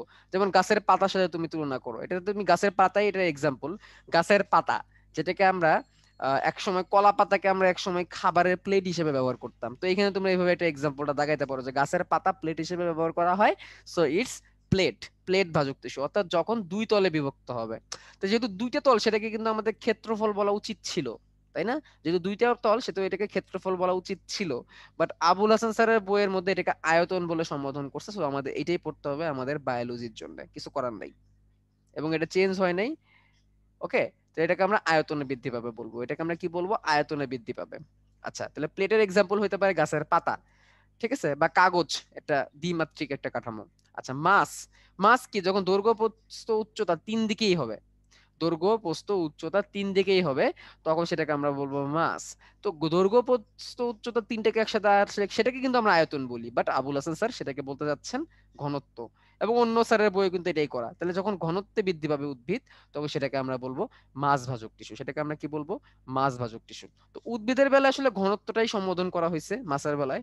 উদ্ভিদের আয়তন আসলে প্লেটটাকে সম্বোধন করা হয়েছে, আর দৈর্ঘ্য বলতে আসলে সেক্ষেত্রে রিপটাকে বলা হয়েছে, বাট দৈর্ঘ্যের ক্ষেত্রে এটাকে আবার আমরা কি বলছি, এটাকে আমরা ক্ষেত্রফলও বলছি, দেখছি বইয়ের মধ্যে বলছে যে রিব ভাজক টিস্যুর ফলে ক্ষেত্রফলে বৃদ্ধি পায়। তো রিবের ফলে ক্ষেত্রফল, প্লেটের ফলে আয়তন, মাছের ফলে ঘনত্ব। এখন আমরা দেখি একটু নিচের কোন টিস্যুর বিভাজনের ফলে উদ্ভিদ অঙ্গে আয়তনে বৃদ্ধি পায়। তা আয়তন আমরা কোথায় পাইছিলাম, 2 নাম্বার, অর্থাৎ প্লেটে পাইছিলাম। বুঝলাম আবুল হাসান স্যারের বইয়ে আয়তনকে প্লেট বলে সম্বোধন করছে, তাহলে এর আনসার হবে প্লেট ভাজক টিস্যু। আচ্ছা, কোনটি রিব ভাজক টিস্যু, এর যে মূর্ধিষ্ণু মূল কাণ্ডের মজ্জা, আমি তোমাদের একটু আগে বলে দিছি। ওকে ফাইন, পাতাটা চলে যাবে হচ্ছে প্লেটের মধ্যে, কর্টেক্স আর এন্ডোস্পার্ম চলে যাবে হচ্ছে আমাদের মাসের মধ্যে। আচ্ছা, তার আগে কি ছিল দেখি, নিচের কোন টিস্যু বিভাজন উদ্ভিদ অঙ্গ ঘনত্বে বৃদ্ধি পায়, তার মানে লাস্টেরটা, ঘনত্ব মানে লাস্টেরটা, তার মানে মাছ ভাজক টিস্যু। ওকে, কোনটি প্লেট, আগের কথাই আবার আসছে পাতা। তা আমাদের এই কয়টাই ছিল, তাহলে মোদ্দা কথা হচ্ছে এটাই, একটু ডিফারেন্ট ভাবে চিন্তা করতে হবে। যখন আমি রিবের কথা বলবো তখন আমরা এটাকে একটা লম্বা কাঠির মতো হিসেবে চিন্তা করব, বা মজ্জা হিসেবে চিন্তা করব, বা মূল হিসেবে চিন্তা করব। যখন আমরা প্লেট বলবো তখন ক্ষেত্রফল, গাছের পাতা, পাতার মতো চিন্তা করব। আর যখন মাছ বলবে তখন আমরা ঘনত্বের মতো করে চিন্তা করব। ঠিক আছে, মাছের আন্ডারে কে কে আছে, মাছের আন্ডারে আমাদের শস্য আছে, কর্টেক্স আছে, গাছের কাঠ, বেসিক্যালি গাছের কাঠ। তাহলে মোদ্দা কথা হচ্ছে, যদি আমি গাছের মূল বা গাছের ভিতরে মজ্জা, সুতার মতো মজ্জার কথা চিন্তা করি, তাহলে সেটা রিব। যদি আমি একদম চ্যাপ্টা গাছের পাতার কথা চিন্তা করি, তাহলে প্লেট। আর যদি আমরা গাছের কাঠ, গাছের শস্য, গাছের কর্টেক্স এর কথা চিন্তা করি, মোটা কিছু একটা চিন্তা করেছি, তখন আমরা সেটা হয়ে যাবে কোথায়, সেটা হয়ে যাবে মাছে। তো আমাদের এই ছিল, আমাদের এই কটা টপিকে ছিল আমাদের আজকের আলোচনায়। তো এই তো, তাহলে ভাই আমি তাহলে শেষ করি নাকি? ভাই ওই যে হিমেল ভাই আসবে, তো একটু আসতে আচ্ছা আসতে আচ্ছা আপনি আচ্ছা একটু আলোচনা আচ্ছা করেন। আচ্ছা, হ্যাঁ অবশ্যই অবশ্যই, কোনো সমস্যা নাই। তো দেখো এখানে মেসোফিল, মেসোফিল হচ্ছে পাতার গ্রাউন্ড টিস্যু। ঠিক আছে, মেসোফিল কোষ, অনেকগুলো মেসোফিল কোষ বা মেসোফিল টিস্যু। এই মেসোফিলটাকে কিন্তু আমাদের কোথায় কাজে লাগবে, আমাদের সালোক সংশ্লেষণে অনেক কিছু কাজে লাগবে। মেসোফিল কোষ, বান্ডল সিদ কোষ, এই জিনিসটা কিন্তু আমাদের সালোক সংশ্লেষণের কাজে লাগে। হ্যাঁ, সি4 উদ্ভিদের বেলায় মেসোফিল, মেসোফিল এবং বান্ডল সিদ দুটাই থাকে, এর ফলে তারা সি4 চক্র চালাতে পারে। তো এখানে একটা কথা আছে, সেটা হচ্ছে ক্রাঞ্জ অ্যানাটমি। তো ক্রাঞ্জ অ্যানাটমি নিয়ে চলো একটু কথা বলি। হ্যাঁ, একটা কথা আছে দেখবা যে সি4 উদ্ভিদের ক্রাঞ্জ অ্যানাটমি দেখা যায়। তো ক্রাঞ্জ অ্যানাটমি অনেকেরই মাথায় ঢোকে না, জিনিসটা কি। তো দেখো সি4 উদ্ভিদের স্পেশালি তাদের হচ্ছে বান্ডল শীত কোষ থাকে। তাহলে বান্ডল শীত মানে অনেকগুলা কোষ মিলে, অনেকগুলা বান্ডেলের মতো কোষ মিলে একটা শীতের মতো তৈরি করে। শীত মানে আসলে বান্ডেল আর শীত একই জিনিস, দুটো মিলে একই, মানে অনেকগুলো কোষ এরকম বান্ডেলের মতো হয়ে থাকবে, বান্ডেলের মতো হয়ে একটা টিস্যু তৈরি করবে। তাহলে এটাকে আমরা তখন বলবো বান্ডেল শীত কোষ। এই যে এরকম বান্ডেলের মতো তৈরি করলো অনেকগুলা কোষ মিলে। তো সি4 উদ্ভিদের বেলা হয় কি, এদের চারিদিকে এরকম মেসোফিল কোষের একটা লেয়ার দেখা যায়। সি4 উদ্ভিদে, সি4 উদ্ভিদে দেখা যায় এটা। তোমাদের সি3 সি4 উদ্ভিদ তো তোমরা পড়ছো তাই না? সি4 উদ্ভিদ কোনটা, সি4 উদ্ভিদ হচ্ছে আখ, তারপরে ভুট্টা, এই টাইপের যে গাছগুলো, ঘাস, মুথা ঘাস, এগুলো হচ্ছে সি4। তো এই যে এটা হচ্ছে মেসোফিল কোষ, মেসোফিল কোষ। আর এটা হচ্ছে বান্ডেল সিড কোষ। যদিও এটা আমাদের আসলে টপিকে ছিল না, বাট মেসোফিল থেকে চলে আসলো আর কি, এই জন্য বলে দেওয়া, এটা অনেকেই প্যাচ লাগায়। এবং এই যে মেসোফিল কোষের এরকম একটা সুসজ্জা, মেসোফিল কোষের যে একটা সুন্দর একটা মানে রাউন্ড শেপ, সার্কুলার শেপ একটা স্ট্রাকচার, এটাকে আমরা ক্রাঞ্জ অ্যানাটমি বলি, এটাকে আমরা ক্রাঞ্জ অ্যানাটমি বলি। এই ক্রাঞ্জ অ্যানাটমিটা থাকে হচ্ছে সি4 উদ্ভিদের বেলায়, সি4 উদ্ভিদ। তো দেখা যেতে পারে ক্রাঞ্জ অ্যানাটমি কি, এটা ঢাকা ইউনিভার্সিটির হয়তোবা রিটেনে চলে আসছে, তো তুমি এটাকে কি করতে পারবা, আনসার করতে পারবা। আচ্ছা, একটা খুব কমন একটা কোশ্চেন, যেহেতু আমাদের লেকচারে ব্রায়োফাইটা টিউটোরিয়াল ছিল গত সপ্তাহে, এই সপ্তাহে না কিন্তু গত সপ্তাহের লেকচার, তো ব্রায়োফাইটা টিউটোরিয়াল ছিল, তো ব্রায়োফাইটা টিউটোরিয়ালের মধ্যে একটা কমন একটা কোশ্চেন ব্রায়োফাইটা থেকে আসে, যে নিচের কোন উদ্ভিদটির নিষেকের জন্য জলীয় মাধ্যম দরকার, নিচের কোন উদ্ভিদটির নিষেকের জন্য জলীয় মাধ্যম দরকার। এখন যদি এটা লাইভ ক্লাস হতো তাহলে দেখতাম যে তখন চ্যাটে অলরেডি তোমরা অনেকে আনসার দিয়ে ফেলছো, হ্যাঁ, তো যেহেতু সেই সুযোগ নাই, তো তোমরা মনে মনে আনসার দাও। তো আনসারটা হচ্ছে কি, তরল মাধ্যম দরকার, তরল মাধ্যম দরকার ব্রায়োফাইটার, কাদের, মশের, মশের প্রজননের নিষেকের জন্য তাদের কি দরকার, জলীয় মাধ্যম দরকার, এই জন্য এদেরকে উভচর উদ্ভিদ বলা হয়। এবং এই প্রশ্নটাও ইউনিভার্সিটিতে আসছে, জাহাঙ্গীরনগর ইউনিভার্সিটিতেও আসে, ঢাকা ইউনিভার্সিটিতেও আসছে, নিচের কোন উদ্ভিদটাকে আমরা কি বলি, উভচর উদ্ভিদ বলি, তার আনসারটা ছিল মশ বা বায়োফাইটা। ওকে, তো এটা একটা খুবই কমন। এবং দেখো, এই বায়োফাইটা, টেরিডোফাইটা, নগ্নবীজি, আবৃতবীজি, এদের মধ্যে সুন্দর একটা সম্পর্ক আছে, হ্যাঁ। তো আমি সবগুলোকে একসাথে লিখে দেখি, এখানে জায়গা আছে, এখানে লিখে ফেলাই আমরা। ধরো প্রথমে আমরা শুরু করতে পারি শৈবাল দিয়ে, একদম নিম্ন শ্রেণী থেকে শুরু করি, লোয়ার ক্রিপ্টোগামাস। শৈবালের পরে আমরা পাবো ছত্রাক, ছত্রাকের পরে আমরা পাবো মশ, আস্তে আস্তে মানে উপর দিকে যাচ্ছে। মশের পরে আমরা পাবো ফান, ফানের পরে আমরা পাবো নগ্নবীজি, নগ্নবীজির পরে আমরা পাচ্ছি আবৃতবীজি। ওকে, তো আবৃতবীজির মধ্যে কিন্তু আবার দুটো টাইপ পাচ্ছি আমরা, একটা হচ্ছে একবীজপত্রী, একবীজপত্রী, একটা পাচ্ছি আমরা দ্বিবীজপত্রী। তো আমাদের এই জিনিসটা কিন্তু আগে কনসেপ্টটা ক্লিয়ার থাকতে হবে, সিকোয়েন্সটা কিন্তু ক্লিয়ার থাকতে হবে। এবং এইখানে এটাকে কিন্তু আস্তে আস্তে উন্নত শ্রেণী হিসেবে ধরা হয়েছে, তাহলে সেই হিসাব করে দেখো, শৈবাল কিন্তু সব থেকে নিম্ন শ্রেণীর, সব থেকে নিম্ন শ্রেণীর, আর সব থেকে উচ্চ শ্রেণীর কিন্তু আমরা পাচ্ছি দ্বিবীজপত্রী, প্রথমত আবৃতবীজি, তারপর আবার দ্বিবীজপত্রী। আচ্ছা, নিম্ন শ্রেণীর উদ্ভিদের কয়েকটা মজার মজার বৈশিষ্ট্য আছে, সেই বৈশিষ্ট্যগুলোকে আমরা একটু লিখে দিই, হ্যাঁ। বৈশিষ্ট্যগুলো এরকম, যেমন এদের জননটা হচ্ছে উগ্যামাস প্রকৃতির, উগ্যামাস জনন হয় এদের। তারপর ধরো এদের ফ্লাজেলা যুক্ত শুক্রাণু থাকে, ফ্লাজেলা যুক্ত শুক্রাণু থাকবে, মানে শুক্রাণুতে ফ্লাজেলা থাকবে। তারপর ধরো আমরা বলতে পারি এদের আর্কিগোনিয়াম থাকবে, স্ত্রী জননাঙ্গ, আর্কিগোনিয়া, আর্কিগোনিয়াম এবং অ্যানথেরিডিয়াম। তাহলে এইগুলা হচ্ছে কি, এইগুলা হচ্ছে নিম্ন শ্রেণীর বৈশিষ্ট্য। আমরা ভাস্কুলার বান্ডেল দিয়েও ক্লাসিফিকেশন করতে পারি, যেমন জাইলেম ফ্লোয়েম নাই, জাইলেম বা ফ্লোয়েম যেগুলোকে আমরা পরিবহন টিস্যু বলি, এগুলো নাই, এরকম আমরা বলতে পারি। বা যদি কারো থাকেও, তাহলে দেখা যাবে যে জাইলেমের মধ্যে ভেজেল নাই, আর ফ্লোয়েমের মধ্যে ধরো দেখা গেল যে কি নাই, সিবনল নাই, এরকমও হইতে পারে। তো এই সব বাধা পেরিয়ে দ্বিবীজপত্রী যারা আছে তারা একদম উন্নত, তাদের উগ্যামা জননও হয় না, তাদের শুক্রের মধ্যে ফ্লাজেলাও নাই, তাদের আর্কিগোনিয়া অ্যানথেরিডিয়াও হয় না, তাদের জাইলেম ফ্লোয়েম একদম ফিটফাট ফিটফাট আছে। তো তোমাদের কাজ হচ্ছে এই শৈবাল, ছত্রাক, মশ, ফান, নগ্নবীজি, আবৃতবীজি, একবীজপত্রী, দ্বিবীজপত্রী, এগুলোর মধ্যে এই বৈশিষ্ট্যগুলো খুঁজে বের করে। দেখো এখানে কিন্তু আমি 5টা বৈশিষ্ট্য লিখে ফেলছি। তোমাদের পরীক্ষায় যদি নগ্নবীজি, আবৃতবীজির ধরো ধরো আসলো যে নগ্নবীজি শর্ট নোট লেখো, আসতেই পারে, তোমাদের আমি স্লাইডে অ্যাড করে দিই না, তোমরা তো মোটামুটি জানো, তোমাদের বায়োলজি স্লাইডগুলো যেহেতু আমিই বানাই, তো তোমরা কিন্তু দেখবা যে টিকা লিখো, মাঝে মাঝে থাকে টিকা লিখো, টিকা টিকা লিখতে বলি তোমাদেরকে। তো টিকা বলতে কি বোঝায় আসলে, টিকা বলতে শর্ট নোট বোঝায়। তো টিকা যদি আসে 2 নাম্বার 3 নাম্বার জন্য আসবে, তখন শর্ট নোট লিখতে হবে। তো নগ্নবীজিনের টিকা আসলো, বাট নগ্নবীজি নিয়ে ধরো বৈশিষ্ট্য লিখতে বললো, তখন দেখো তুমি এইখান থেকে কিন্তু অনেক কিছু বানায় ফেলতে পারবা, এই কয়টা পয়েন্ট থেকে কিন্তু বানায় ফেলতে পারবা, হ্যাঁ। এই কয়টা পয়েন্ট যদি তোমরা বের করে নিতে পারো, তুমি এটা আগে করবা। তারপর ধরো কে পুষ্পক, কে অপুষ্পক, পুষ্পক না অপুষ্পক, তোমাদের ভাই চলে আসছেন, আমিও এখন বিদায় নিব, জাস্ট তোমাদের টিপস দিলাম আর কি। তো দেখো শৈবাল পুষ্পক না অপুষ্পক তোমরা জানো, আবৃতবীজি পুষ্পক না অপুষ্পক তোমরা জানো, ফল হয় নাকি ফল হয় না। তো তোমরা কি করবা, এভাবে করে আগে ক্লাসিফিকেশনটা করবা, কার পরে কে আছে, তারপরে বসানোর চেষ্টা করবা কোনটার কি আছে কোনটার কি নাই। তোমাদের কিন্তু এমনি বৈশিষ্ট্য তৈরি হয়ে যাবে 5-6টা, এবং 5-6টা বৈশিষ্ট্য লিখে ফেললেই তোমরা কি করে ফেলবা, ফুল নাম্বার পেয়ে যাবা, দ্যাটস ইট। তো অ্যাডভান্স কিছু কথা বলে নিলাম চ্যাপ্টারের মধ্যে বা চ্যাপ্টারের বাইরে, আই থিঙ্ক তোমাদের অনেক উপকার হবে। ভাইয়া তাহলে মনে হয় হিমেল জি ভাই জি আপনার ভাইয়া, চলে আসছেন। ওকে শুভ্র ভাইয়া, থ্যাংক ইউ, ভালো ওকে থাকবেন, ভাই, হ্যাঁ। ওকে ভাই। আসসালামু আলাইকুম। হিমেল ভাইয়া, তাহলে আমরা শুরু করতে পারি ইনশাল্লাহ ইংলিশটা। ঠিক আছে ভাই, শুনতে পাচ্ছেন ক্লিয়ারলি? জি ভাইয়া, ক্লিয়ার।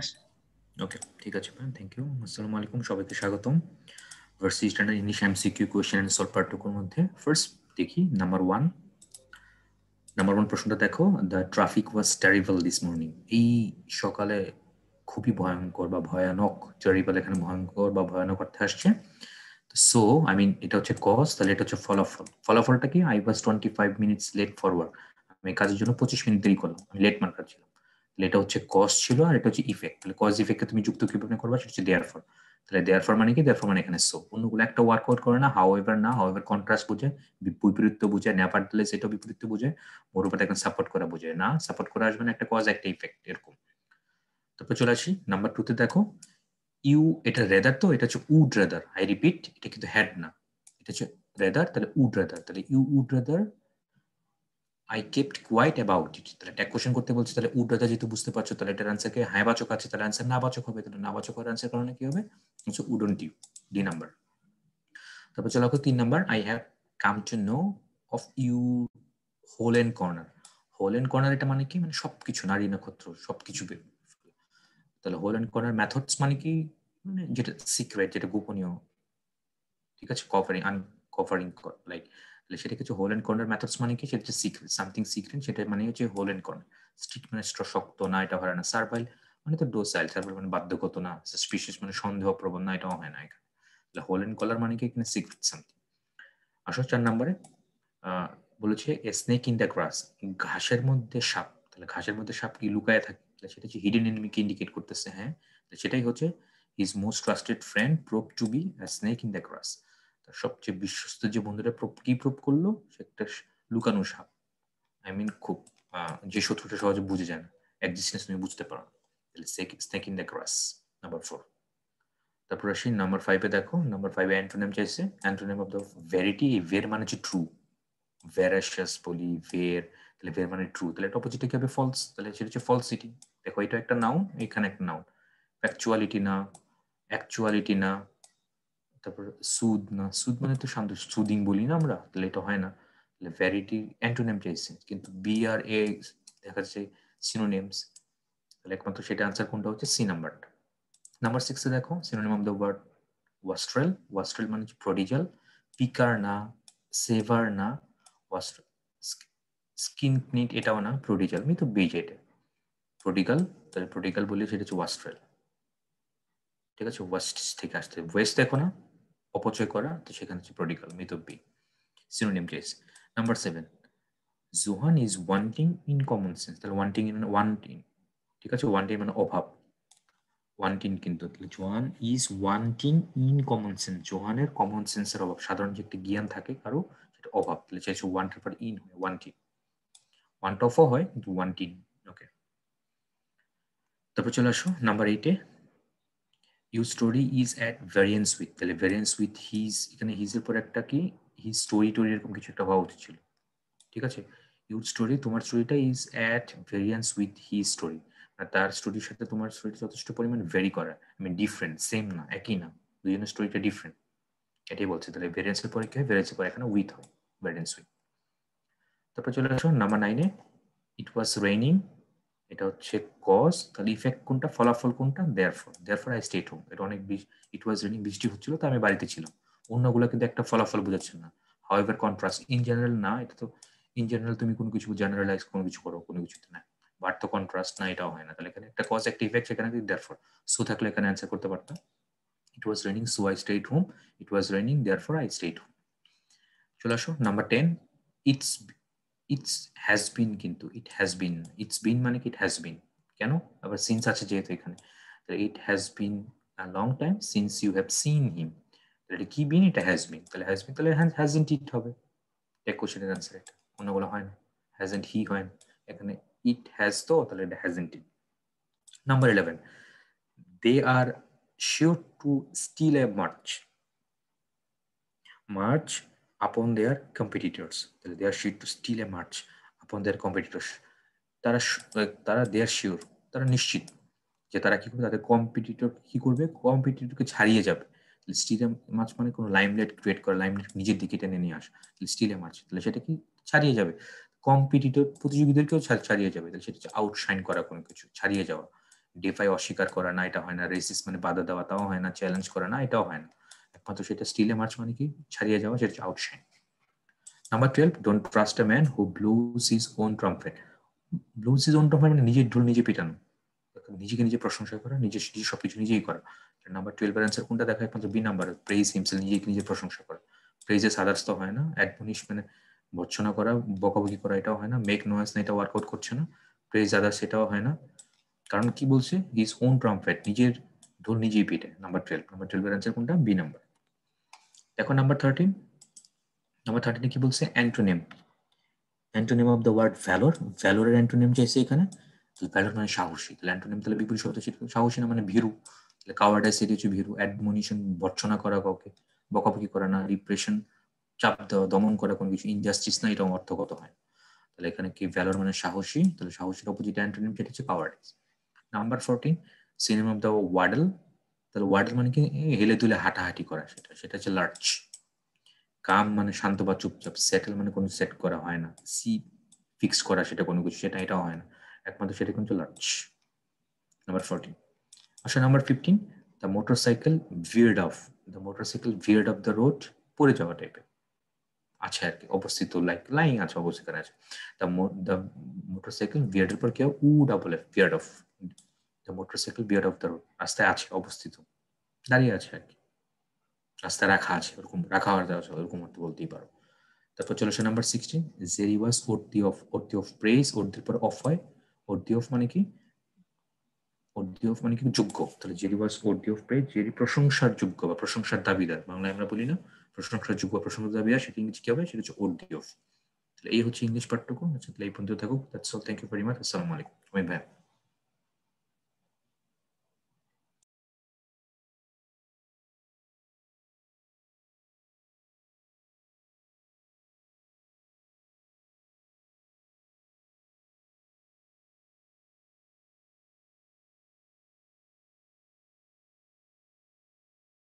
ওকে ভাইয়া, থ্যাংক ইউ।